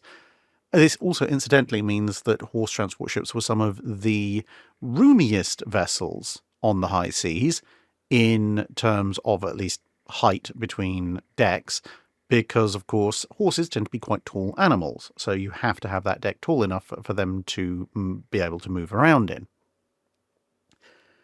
And then they'd all be kept in their stalls. Someone would have to obviously keep them clean, watered and fed, and off the ship would go. And if you were really unlucky, a horse would break out of its stall and go charging around, and at that point you just had to hope it didn't free up other horses and wait for it to run out of energy, because if there's one thing you're never persuading me to do, it's to go down into a confined wooden quarters with a very angry horse to try and corral the blasted thing. Now, when it came to landing the horses, well, usually where you were landing the horses, you might not have port facilities, and even if you did, the reverse process of trying to get a horse out of its stall into the walkway in the horse ship to the hatch, slinging it all up and hauling it all out again, that was quite difficult. Apart from anything, the horse would be like, no, I know what happened last time you did this, I'm not playing ball. So while you could occasionally do this, this is where the big hatchway in the side of the ship comes from, because then you would lower this, and then the horses would be introduced to the concept of sink or swim. So usually the horse transport would be just offshore in water that was obviously deep enough for the ship's draft, and the horses would just be kicked out, almost literally, perhaps with a few of the braver crew, and they would be guided by them and some of the ship's boats in the vague direction of shore, which hopefully wouldn't be too far away, because as I said, horses aren't bad swimmers over short distances, and, well, they're quite motivated to get out of the sea. And then, hey, you have horses where you previously did not have horses. Now, of course, if you are the conquistadors sailing in a small selection of ships, you don't have the luxury of having a horse transport with you, so basically you have to do all of that, but usually keep them out on the open decks, because the gun decks won't be tall enough for the horses to fit in, and, well, there's just a much greater chance of someone being kicked to death. Now, don't get me wrong, I love horses, but having been kicked by a couple of them over the years for various reasons, and ridden over by one when I fell off of it during a gallop, I have no particular desire to incur their wrath. Bruce Gordon asks, I've got the impression that Admiral Nimitz was a decent person, but I was still surprised by his generosity toward the defeated Japanese navy's past as presented by this post. Reserved as a memorial ship in Yokosuka in the 1920s, the Imperial Japanese Navy ship Mikasa is the last surviving pre-Dreadnought battleship. Because the Mikasa had served as the flagship of Admiral Togo in his victory over the Russian fleet during the Russo-Japanese War, the Soviets wanted the ship destroyed after Japan surrendered in 1945, but were thwarted by Admiral Nimitz. Heavily damaged by air raids during the war, the battleship was used as a dance hall named Club Mikasa by occupation forces for several years, until being fully restored by a campaign supported by Nimitz. Is this entirely true? Yeah, pretty much is true. Nimitz had quite a few different reasons for supporting the reconstruction of Mikasa. Bearing in mind, the Battle of Tsushima, ironically enough something we just talked about, was fought while Nimitz was in the US Naval Academy. So it would have been the absolute talk of some of his foundational years as a sailor. He also, briefly, actually managed to meet Admiral Togo, and he was, much later on, the representative of the US Navy when Admiral Togo died, so obviously at his funeral. So Togo was something of a personal hero of his, plus Nimitz saw that, or at least perceived that, the Japanese Navy and the Japanese attitude at the time of the Battle of Tsushima was considerably more cordial to other people than the fanaticism engendered by the Japanese government and various political movements in the 1930s and 1940s. And by the 50s, when Mikasa was, in need of restoration, Nimitz also recognized that the Japanese would make decent allies in the increasing Cold War, and also he was a firm believer in the idea that now the war had been won and the people responsible had been dealt with, that there should be a reconciliation between the Americans and the Japanese. So put all of those things together, and in some ways it was the perfect opportunity. He got to honour the memory of a personal hero of his. He also got to help restore some history, which he was generally quite fond of. He got to try and remind the Japanese of a time when they were very much respected on the international stage, with those quiet encouragement of, this is how you should be acting if you want people to respect you. And if he put himself front and center of the campaign, it would hopefully persuade some of the Japanese people that the Americans weren't all bad. And generally seems to have worked out fairly well. Smokey the Bear asks, in the book The Battle of Surigao Strait by Tully, and in the book Japanese Destroyer Captain by Hara, the Japanese 21st and 27th Destroyer Squadrons, respectively, had Commodores who supplanted the COs of the ships that they used as flagships, leaving the captain of the ship with little to do other than paperwork. Was this common in other navies, or even elsewhere in the Japanese Navy?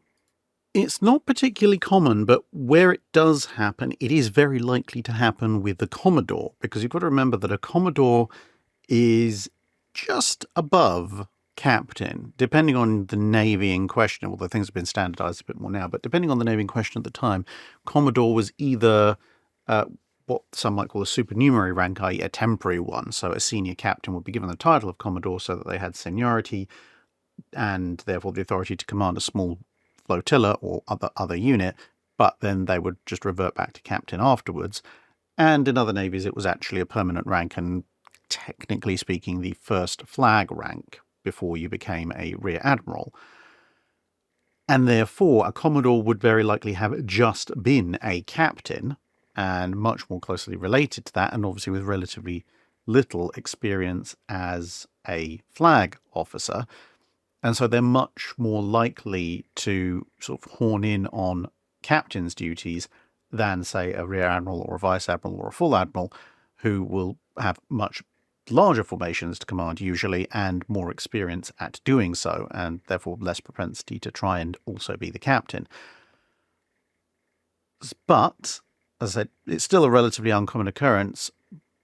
And when it does occur, there's usually very specific circumstances for that. For example, in Japanese Destroyer Captain, Hara explains that when he's made division commander of a unit of destroyers, his flagship being Shigure, as you can see here, his reason for essentially taking over most of the command duties, as well as trying to organize the other ships in the formation, is because, as far as he perceives it, these ships are fairly untested, the crews are not particularly well disciplined, and he is taking it upon himself to impart the lessons and the structure of his combat experience to the men, and the best way to do that is direct leadership. Physical removal enthusiast asks, I'm currently reading Sleepwalkers by Christopher Clark, in which he describes the visit of the French President Raymond Poincaré, or Poincaré, I don't know, Poincaré? French speakers, how do you pronounce Poincar and then E with a little strike above it? Anyway, that guy, in Russia in July 1914. Monsieur Raymond travelled aboard the battleship France. My question is, how would ships deal with carrying high dignitaries, and what special arrangements were made for travel on board warships? Well, here is President, I'm going to call him Poincar, arriving aboard the France at Kronstadt, just in case you're wondering what all that looked like. Now, usually there weren't huge amounts of special arrangements. There were exceptions to this. So, for example, when Vanguard was fitted out to transport the royal family around in the early Cold War period, there were some significant changes made to some parts of her. However, in more general terms, the main special arrangement, if you like, was in the choice of ship.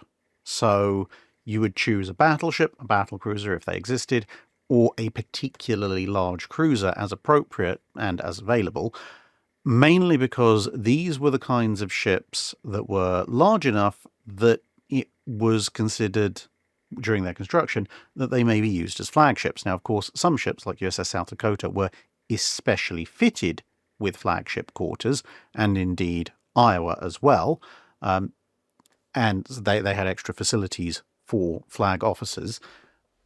But overall, pretty much any very large capital ship, whether that be a battleship or, as I said, some of the bigger cruisers, could expect at one point or another to host an admiral and their staff. And so they would have quarters built in that either were for the purpose or could be rapidly converted to the purpose of hosting an admiral and their staff. Now, of course, an admiral gets bigger quarters, nicer quarters, room to hold their staff meetings, all of this above and beyond what even the captain of the ship would normally get. And that in turn means that, well, if you're looking for the best appointed quarters aboard a ship with room to conduct meetings and is clearly a cut above the rest for your head of state or whatever dignitaries involved, well, you choose a ship that is so fitted to do so. And hence, in this case, obviously, the selection of the battleship France. Now, assuming that the dignitary in question was of the fairly regular human variety, there wouldn't usually be a huge amount of changes beyond that. Of course, if they had particular medical needs or they had a particularly prized piece of furniture or two, those could be brought on board. If they were handling documents of incredible national security or sensitivity, you might have some guards. But broadly speaking, they would just be treated as a funnily dressed admiral in terms of accommodation. Of course, if you have someone like Roosevelt on board who has significant medical complications, then they would make additional changes like the installation of a bath. But broadly speaking, if you were a normal high dignitary, if there ever is such a thing, you'd just be expected to get along like most of the crew did, but obviously with a bit more privacy and larger quarters. Reichsbeer Minister asks, since you need people to run your ship and ships get more complicated over time in the time period that the Channel covers, how did the organisation and institutionalisation start for the Royal Navy, and at what point was there a template for staffing, i.e. how many people with what skill levels were needed to do what particular job? So to cover the last bit first, the sort of template, if you like, or template approach to staffing a ship or manning a ship starts to come in a decade or so after the British Commonwealth, the Republican period, and then continues on through the late 17th, then into the 18th centuries. And it kind of parallels when the Royal Navy fully begins to transform from the personal fleet of the monarch to more of a arm of state, which is supported by the state on a long-term basis. And during that time period, you will see various attempts to try and have a standardized formula for crew come in. So various establishments, the things that set up the first concepts of having first, second, third rate, etc. ships, will also specify this many crew. So it'll be like something like for a 50-gun ship, you will have this many crew, and you'll have a captain and a quartermaster and a first lieutenant and this many sailors and that many able seamen and this many gunners and so forth and so on. This kind of extremely regimented approach usually didn't work, and certainly didn't work for very long because ships started deviating from those templates, and obviously for various reasons, sometimes the people making the templates didn't actually really understand the ships that they were talking about, and sometimes various other circumstances arose, like if you're going on a long voyage, you need an additional supplement of crew because some of them are probably going to die of scurvy, and if you're going to northern climes or tropical climes, there's all other sorts of considerations in terms of disease and weather and this kind of stuff. Or if you're planning a long-term commerce raiding voyage, you might want extra people to form prize crews, etc. So during that period, you'll see occasionally, we've got a new template, and it'll last for a few years, and then people will start to deviate a little bit from it, and then eventually it'll be completely dropped. And then eventually, once things have descended into a little bit of chaos, someone will come up with a new template, and the process will repeat over and over. And then by the end of the 18th century, most of the better ideas from the various forms of templating have been absorbed but turned into approximate guidelines. It's like, for example, there was actually a guideline in that period for how many Royal Marines should be assigned to a ship, and it was predicated compared to a number of crew. So every time you hit this many crew, you must have one Royal Marine. Now, of course, that immediately runs into the problem that unless you have your crew in exact multiples of that number, and which does change slightly over time, you will end up with silly things like, well, we need 26.5 Royal Marines. So for obvious reasons, since the Royal Navy was not involved in the fine arts of necromancy and fleshcraft, they had to make, allowances for this kind of thing. So it will be approximately this, approximately that, as close as you can get to this. But it was one of the reasons, apart from cost and ease of construction, that the Royal Navy began to really like building ships in classes, because if you built the first ship of the class and then worked out what the ideal crew ratios were for it, you could then go, okay, we need roughly this balance of crew for the next ship, as opposed to building half a dozen ships to half a dozen different designs and then having to figure out half a dozen different crew makeups.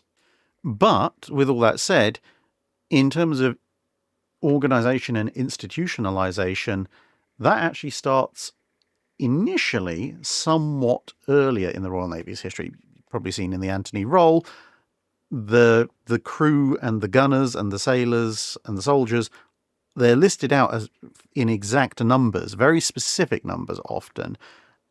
But back then it would mostly be, this is ideally what we should have. But weirdly, when it comes to things like the Tudor Navy, where the numbers are smaller, they actually tend to be far more precise and exact.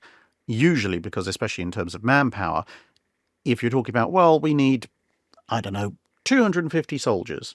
Well, whether you have 240, 245 or 255, as long as they're all on the books and the purse has made the appropriate arrangements, it doesn't make too much odds. And as long as you're actually going to get the money to pay them all. Whereas when it comes to things like ships and gunners, bearing in mind, as I pointed out before, the gunner on a Tudor ship was a very specialist profession, basically a gun captain in later parlance. And knowledge of the esoteric arts of explosives and artillery was far rarer back then.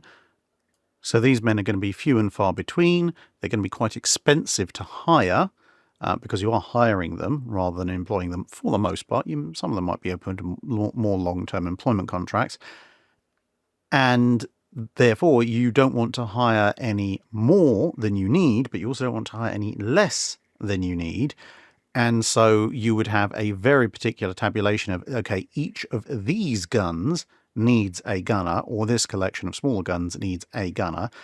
And therefore, this ship, as long as it's armed with these guns, must have exactly this number of gunners. Otherwise, we're either paying a lot of money for unnecessary services, or this ship may not be able to use some of the guns or use them safely because there's no one to actually tell everyone what they're supposed to be doing. Scott Jennings asks, following up on my previous question about the relationship between navies and their country's treasuries, in the time period that the channel covers, have there been any major naval conflicts where the losing side's defeat could be attributed largely or entirely to their nation's treasury deciding to pinch pennies at the worst possible time? There are a few examples I could cite that would definitely be where a treasury causes the loss of a war. Now, to be fair, the Second Anglo-Dutch War wasn't going entirely Britain's way at the time. However, after the Great Fire of London, there was a need to raise more taxes to continue to pay for the war effort. And Parliament agreed that yes, and obviously therefore the Treasury, they agreed that yes, this money should be raised and spent on the Navy to continue the war with the Dutch. However, they then decided, you know what the best thing to do in a time of national crisis is? Leverage that national crisis in a power play with the king. So instead of just, granting the nation the money to defend itself, Parliament decided to try and put all sorts of stipulations and regulations on it to increase their power over the king, which of course caused all sorts of issues, which meant a lot of the money wasn't raised, which meant that without money to pay for the ships, the British fleet had to go into harbour at the Medway, and, while it was there and stationary, the Dutch, whose treasury hadn't decided to try and extort the nation in a time of war, they said, okay, if you want to be nice and stationary, that's a very nice target. I guess we'll just show up and steal-burn a bunch of your fleet. And that kind of precipitated the beginning of the end of the Second Anglo-Dutch War. Richard Tsu asks, considering the woefully outdated armaments of the Momi-Wakatake-Minekaze class destroyers of the Japanese Navy by 1943, could they realistically win against Liberty ships if they somehow encountered an unescorted convoy? So by 1943, the Minekazes have lost 2 of their 4 guns and 2 of their 3 torpedo launchers. But, with that said, if they ran into a Liberty ship, in terms of absolute gunpowder, they'd actually be evenly matched. Now, obviously, the Minekaze type would have a twin torpedo launcher, which the Liberty ships don't, which does give it a bit of a heads-up advantage already. However, there is one other factor that would be the Minekaze's favour, apart from the fact, obviously, they're considerably quicker. And that is that, as a warship, they have fully trained naval crews with rangefinders and a fire control system. Now, admittedly, it might not be the latest and greatest fire control system, but compared to the Liberty ships, they can aim and fire their guns with the degree of accuracy at a somewhat greater distance. So that would give them an advantage in a 1v1, and of course at closer ranges, well, as I said, they have torpedoes and the Liberty ships don't, and they probably have more medium anti-aircraft guns than a Liberty ship would, so they'd win a close-range mass firefight, most likely, although obviously being smaller, there's more vital stuff to hit over a concerted area. So, in a one-on-one, starting at distance, I'd still bet on the destroyer, but it would be a lot closer than you might otherwise imagine, especially if the Liberty ship's gunners were particularly good. Again, there's 1 or 2 German Hilfskreuz who can testify to that. But if it's a whole convoy of Liberty ships and there's only 1 or 2 Minekazes, I'd hesitate if I was a Minekaze captain in getting any closer than however close I needed to drop torpedoes and then turn back again. Explicitly Implicit asks, some naval guns are built with a feature called gain-twist rifling. What are the benefits and drawbacks of this system? Gain-twist rifling is something of an interesting topic. Not many battleship guns use it in, all due consideration, but some do. The benefit of the system is that essentially, when you're looking at rifling, obviously the rifling makes the bullet or the shell spin. And most rifling is uniform, so it's usually described as 1 in X. So there's 1 twist for every so many lengths. So it could be 1 in 30, 1 in 45, 1 in 20, 1 in 25, something like that. Now, the problem with that is that as you put more and more pressure into the projectile, it obviously gets slammed into the rifling, the driving bands engage, and the shell suddenly goes from being stationary to being A, catapulted forward, and B, also spun around at very high velocities. And that imposes a huge amount of stress on the shell and can lead to shell failure. So With gain twist rifling, you start off with a much shallower, much gentler rifle twist, and you gradually increase the rifle twist as you go down the barrel. So that means that the shell first has to deal with mostly forward acceleration, and then as it accelerates forward, it gradually starts to spin and picks up speed more and more as it goes down the barrel. Obviously, this is all happening in a very short period of time, but it does spread the stresses imposed on the shell out by a little bit, which allows you to put much higher pressure behind the shell, which in turn means you can make it go further, or you can fire a heavier shell a similar distance. So that's the primary benefit.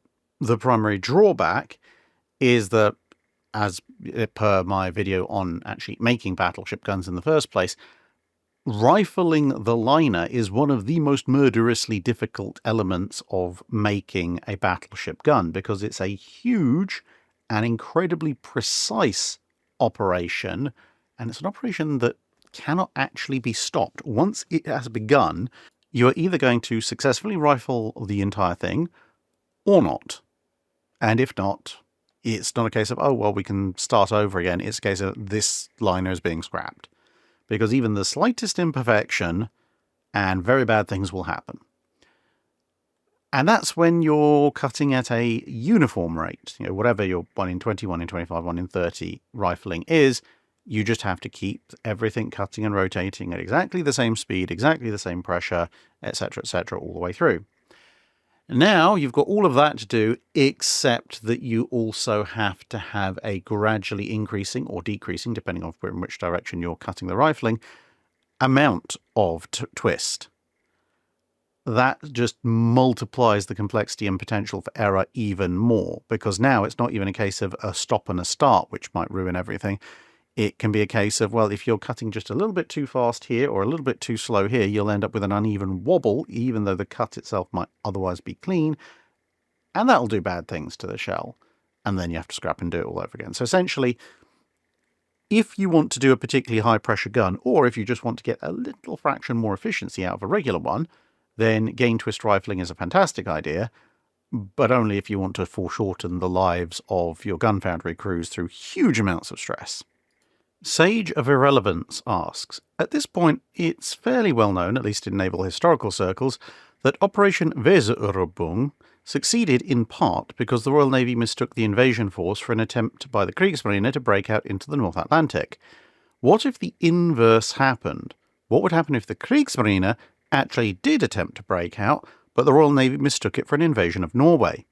Do you think the Royal Navy would realise their mistake before or after they conducted a counter-invasion of Norway? And how far would the Germans get, and how much damage could they do?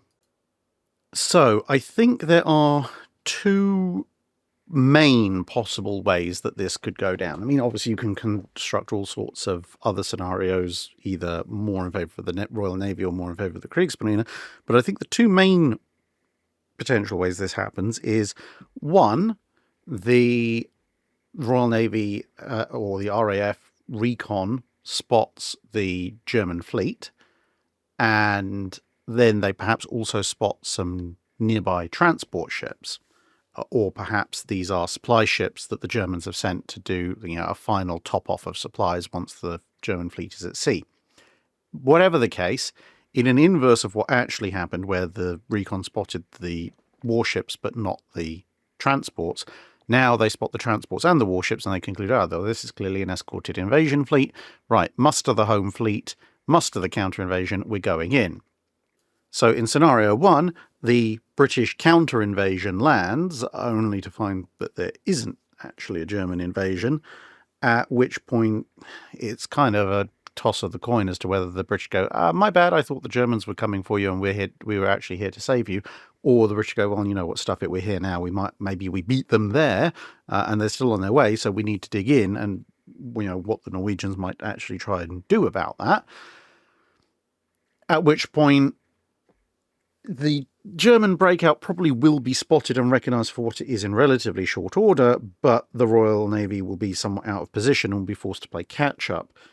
Then they have a little bit of a choice, because they can catch up with the Kriegsmarine, but only if they leave some of their slower ships back, presumably off of Norway, which would mean that capital ship-wise, although you've got, Renown, Repulse, and a whole load of cruisers, Hood is in the middle of a patching up refit, so you don't have her.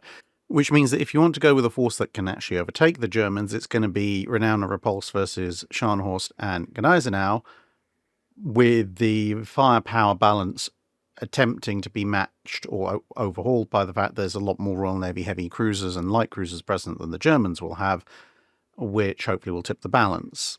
Or the battle is a running battle that goes on long enough for Rodney and Nelson and so forth to catch up. Now, of course, if the Germans get wind of this force approaching, they can just open the taps and crank up to full speed and make a run for the Atlantic. And if they get out there, they will do a fair bit of damage, because this is early on. There's not a huge amount of Royal Navy escorts out there. The Germans' best bet, to be honest, at this point will be to scatter, because if they stay in one group and keep running, then the home fleet can keep chasing and potentially gather reinforcements from other places on the way. Whereas if they scatter to the four winds, the home fleet faces a very difficult choice, because they could theoretically scatter and go after various Kriegsmarine units, but they don't necessarily, unless they've been keeping very close tabs on things, know exactly which scattered formations are which. So at that point you could end up with, Renown and Repulse charging down on Hipper, which is going to end very badly for the Germans, but equally you could end up with a couple of heavy cruisers stumbling over Scharnhorst and Gneisenau, which is going to end very badly the other way. But if they are locked in a chase with the Royal Navy, the Germans will be burning off fuel a lot faster. So while they will absolutely terrorise the Atlantic for a time, exactly how much terror they inflict is going to depend a little bit on luck of the draw. Do they actually find any convoys? And if so, how many? And also, how quickly do they need to head home? Obviously, some ships will need to head home sooner than others.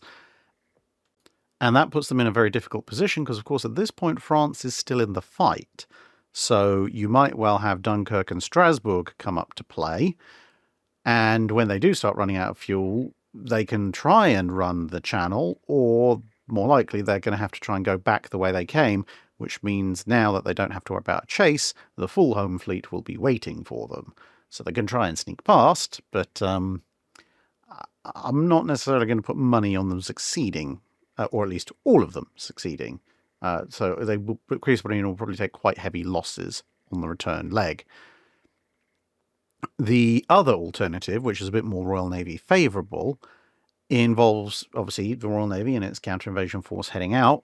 But, of course, if they are heading out, then their path is going to cross over the path of the Kriegsmarine force that is heading north.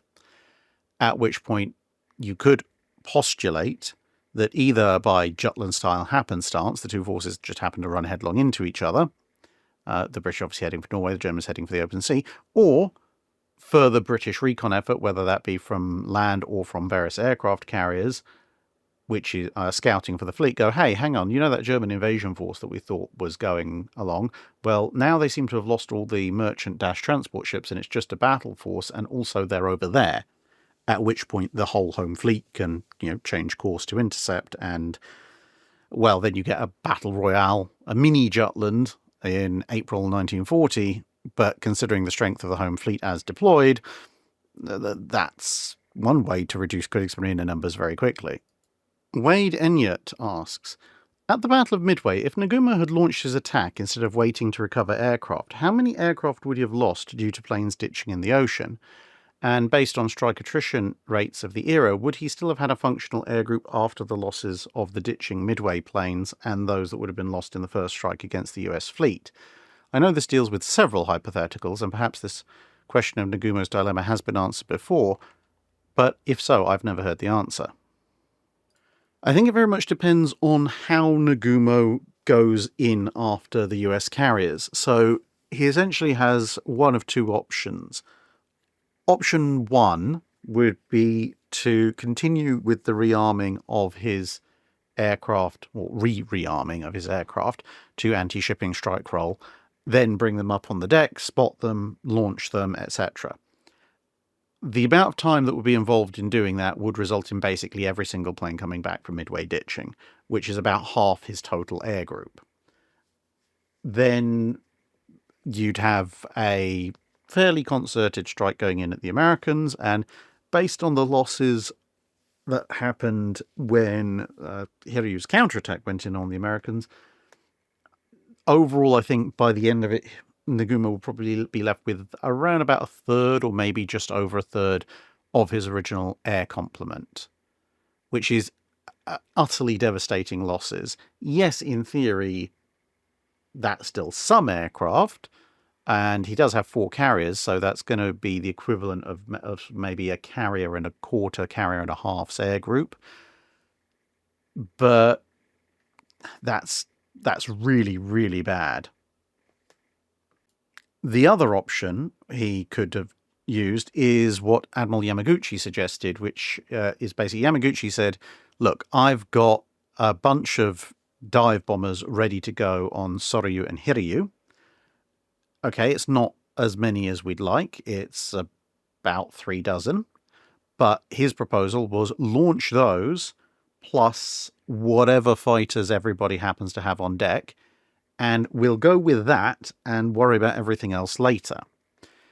Now, if he had done that, then he could have gotten a reasonably powerful strike force of dive bombers and escorts off before the US aircraft arrive.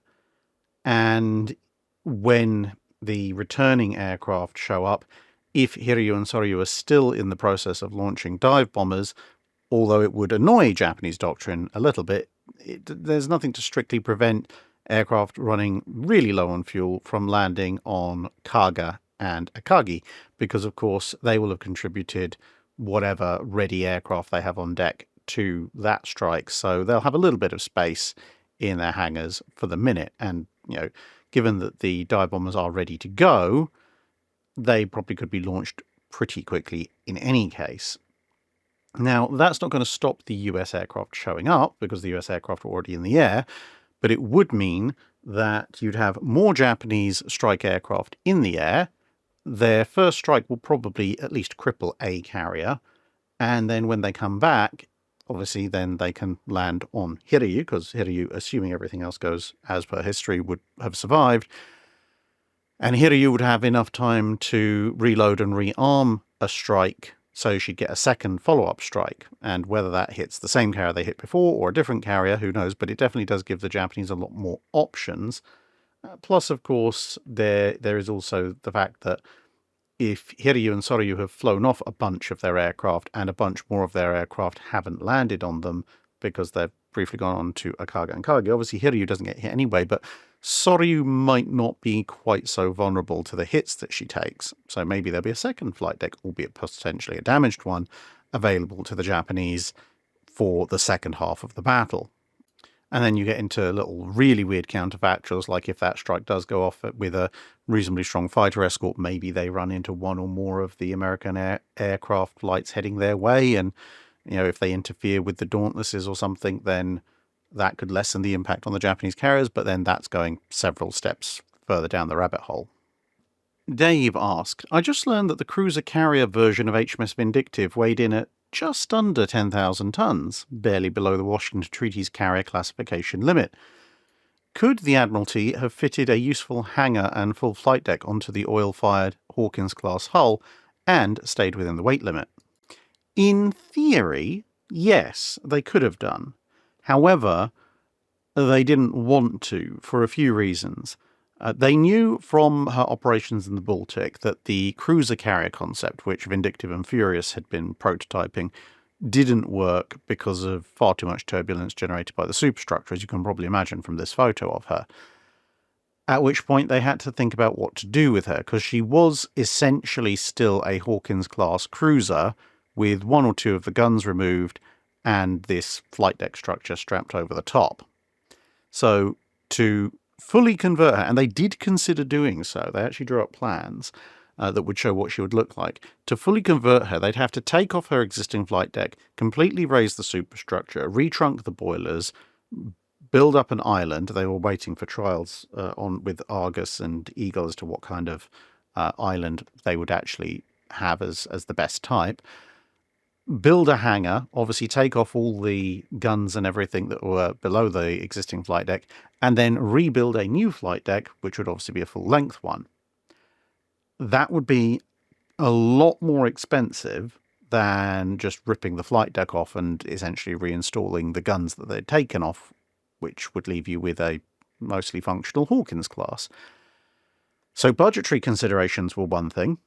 Another thing was that, yes, she would have come in at less than 10,000 tons, but when they looked at the plans, the Royal Navy decided that they didn't think she'd actually make a particularly effective carrier.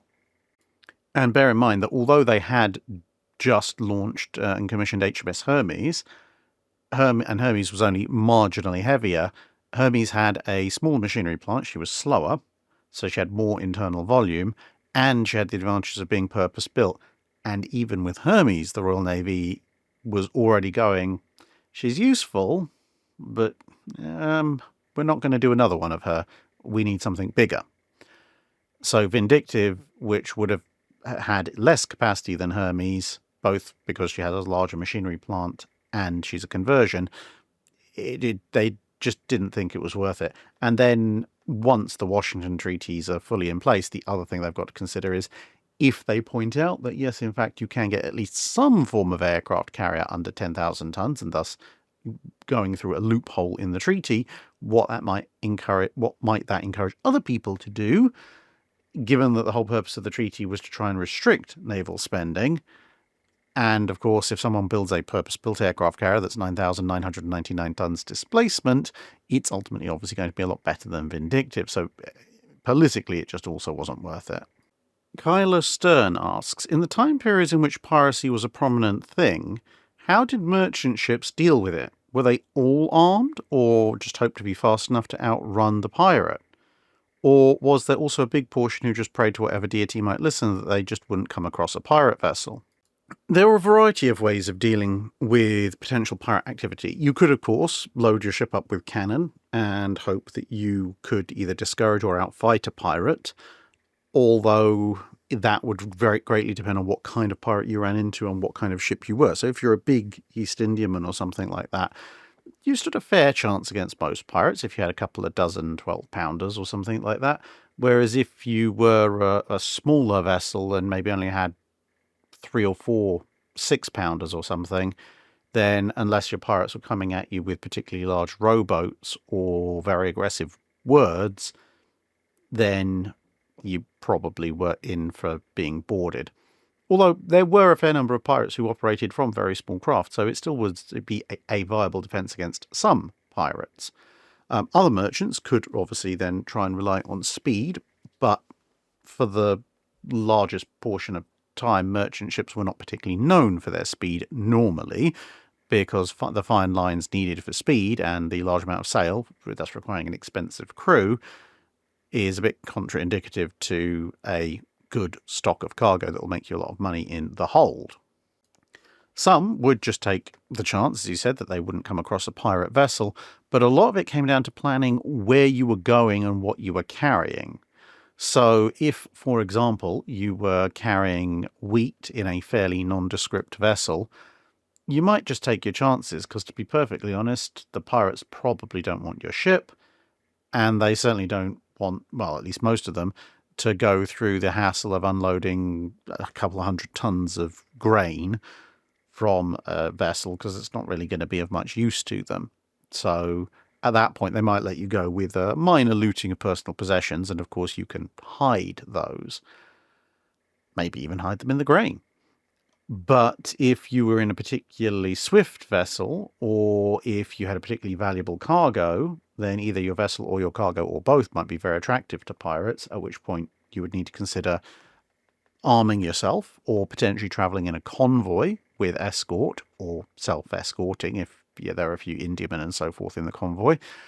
And a lot of it comes down to also, where are you going? Because if you are going off through the Caribbean, you're going to encounter the pirates of the Caribbean. Whereas if you're doing, say, the London to Halifax run, there are pirates who operate off of what would later become the northeast US coast and the Canadian coast, but they are very rare, at least at times. At other times, there's a fairly strong pirate fleet in that area. So it's going to determine, what route are you taking, what kind of, are there pirates known to be on that route, and how strong are they reputed to be? And sometimes, if they're very well established pirate areas, like, say, the Barbary Coast, then you could consider, well, has my nation got some kind of deal with the Barbary pirates? Either are they paying them tribute to not attack us? Have we recently shot and blown up a bunch of them and threatened them not to attack us? Or are we on the Barbary pilots' take list? And if we are on their take list, can we send some form of negotiated deal ahead of time where we pay them a tribute in order to gain immunity? So there's all sorts of ways of dealing with it. Architect096 asks, recently my friend asked me a question I wasn't certain how to answer. Maybe you can help. How would major navies around the World War I, World War II era interact with a navy that allows for both men and women to serve on board their ships? I think it depends what you mean by interact and how co-equal is this other navy. Because if it's a case of, I don't know, we're in a war and this hypothetical fleet or country that's popped into existence happens to have a mixed-gender navy, then they're probably just going to go, well, they're a bit weird. And also we're not doing, cross-navy liaison figuratively or literally. Get that out of your mind, sailors. But otherwise, they'd be like, well, can they fight? If they can fight efficiently, well, I guess we'll fight alongside them, and, well, they can have their weird ways. Probably much in the same way as the British looked at the Americans and went, what a weird lot of people not having rum or any kind of alcohol on their ships. Meanwhile, the Americans were probably looking at the British going, what a weird bunch of people. How can they survive without ice cream makers? And there would probably be a few pejorative comments thrown probably both ways. But then if you want the interaction to get on to a deeper level, like, say, trying to get the World War I and World War II navies to accept the principle that men and women can serve equally in a navy, rather than just, well, yeah, you do your thing and we do our thing, then you are probably going to get a considerable amount more friction and pushback, because, yeah, you'll probably get people saying, yes, well, of course, women can have the vote. They've, well, depending on the country, of course, most countries, but at least by World War II, not in World War I, but by World War II, women had the vote, or at least some of them did, but as in, age brackets and so forth. But if you then start to say, no, well, the US or Royal Navy or whatever should have women serving in it as well, the lower deck sailors will probably be relatively enthusiastic about this point, but from a general social perspective, and certainly the officers, most of them would reflect the societal standards of the time, and they'd basically say, well, it's not a woman's place. A woman wouldn't be suitable for serving in a navy. There are all sorts of problems that could ensue, or, well, would ensue as a result. Everything from, obviously, the old superstition of women on board bringing bad luck, all the way down to the far more practical. If you have a couple of dozen women serving on a ship that's got 1,800 men on it, there are inevitably going to be tensions. The real sparks would probably fly if the mixed-gender navy had female captains of their ships, or possibly even admirals, and they were expected to liaise with, obviously, their male counterparts in the World War I or World War II navies. That could cause some fairly major issues.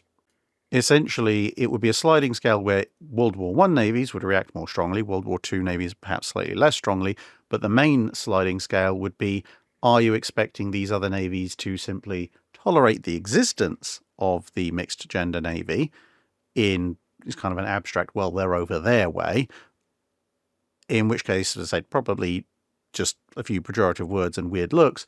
Whereas the more and more you try and force the navies to interact, and the more and more you potentially try and force the World War I and World War II navies to accept instead of tolerate what the other navy is doing, you will see more and more pushback.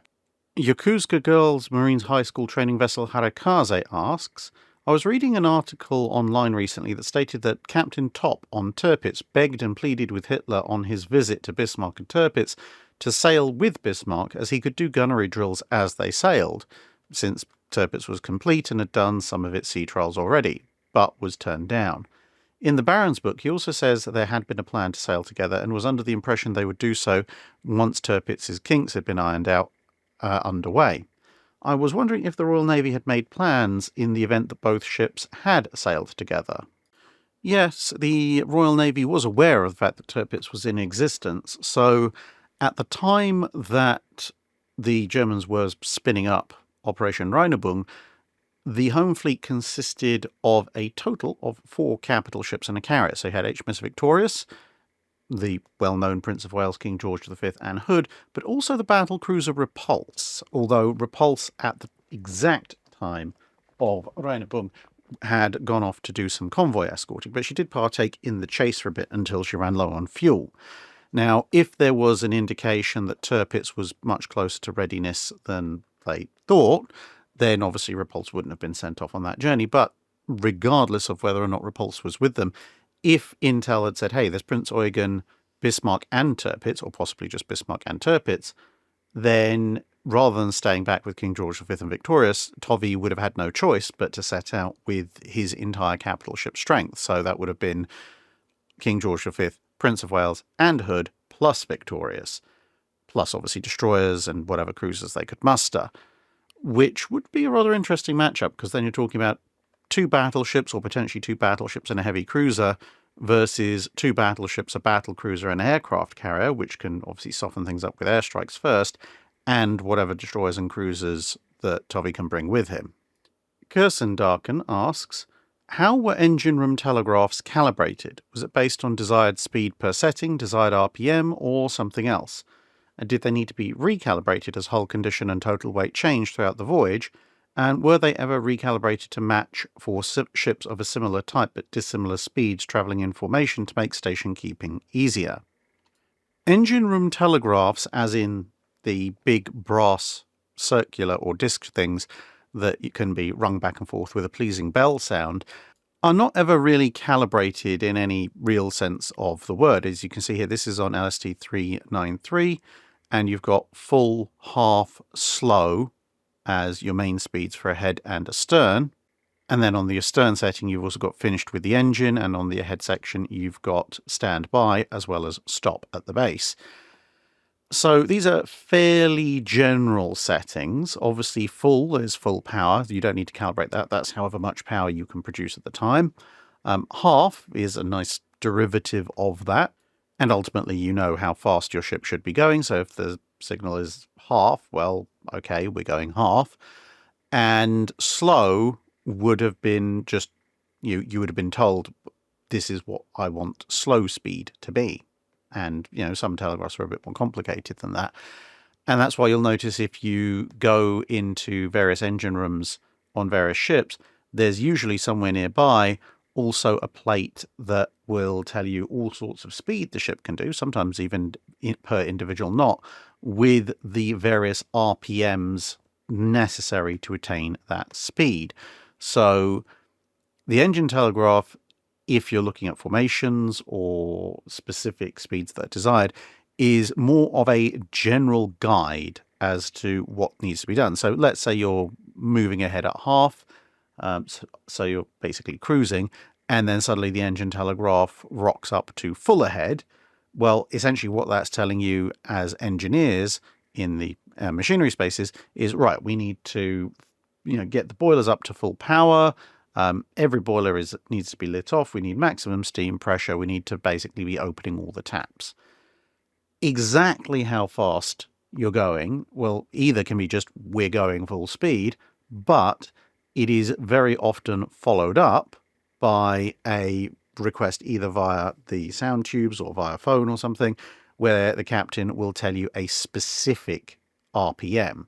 So let's say you're proceeding slowly because I don't know, you're stalking an enemy fleet at night. So you're proceeding nice and slowly so as not to give anything away. And maybe you're in a ship that is known to be capable of doing 31 knots, but you're in company with several other ships that can only do 28 knots.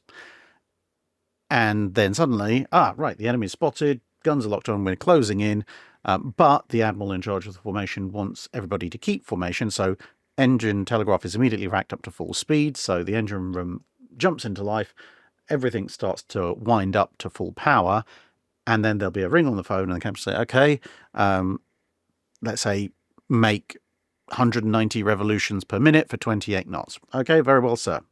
And then they will fine-tune the ship's speed to match as needed. And finally, John McDonough asks, this question fell into the void a couple of months ago, so I'll give it another try. As a child way back in the middle of the last century, one of my favourite movies was Captain Blood from 1935, starring the immortal Errol Flynn. So in the spirit of your Pearl Harbor video of a couple of months ago, how did the filmmakers of 1935 do? Was any of it remotely accurate, like the model ships? Well, I haven't seen the whole thing, but I did manage to get a copy to at least review the ship sections of it. And I have to say, you know, for any movie, and especially a movie of the 1930s, they did a pretty darn good job. I looked into the background, and the ships that they use were 18 to 20 foot long models, which explains an awful lot. So they could spend an awful lot of time and attention building them. And for the time period that the movie is set, the ship models, generally speaking, are mostly in the ballpark. As you can see here, they've got that rather distinctive high stern, multiple decks above the main deck. They've even got the wonderful little mast stuck on top of the bowsprit. So someone was paying an awful lot of attention to these models and how they should be constructed, how they should look, etc. Now, of course, even at models of that scale, if you know what you're looking for, there are a few things that look a little unrealistic. The sails, for example, they billow and waft far too quickly for big, heavy canvas sails, because, of course, they're not big acre-sized canvas sails. They are much smaller. I mean, they're still relatively large, but they're going to whip around a lot more like cloth than heavy sails. And likewise, on the water, the waves are obviously, and their effects on the ships are a little bit out of scale.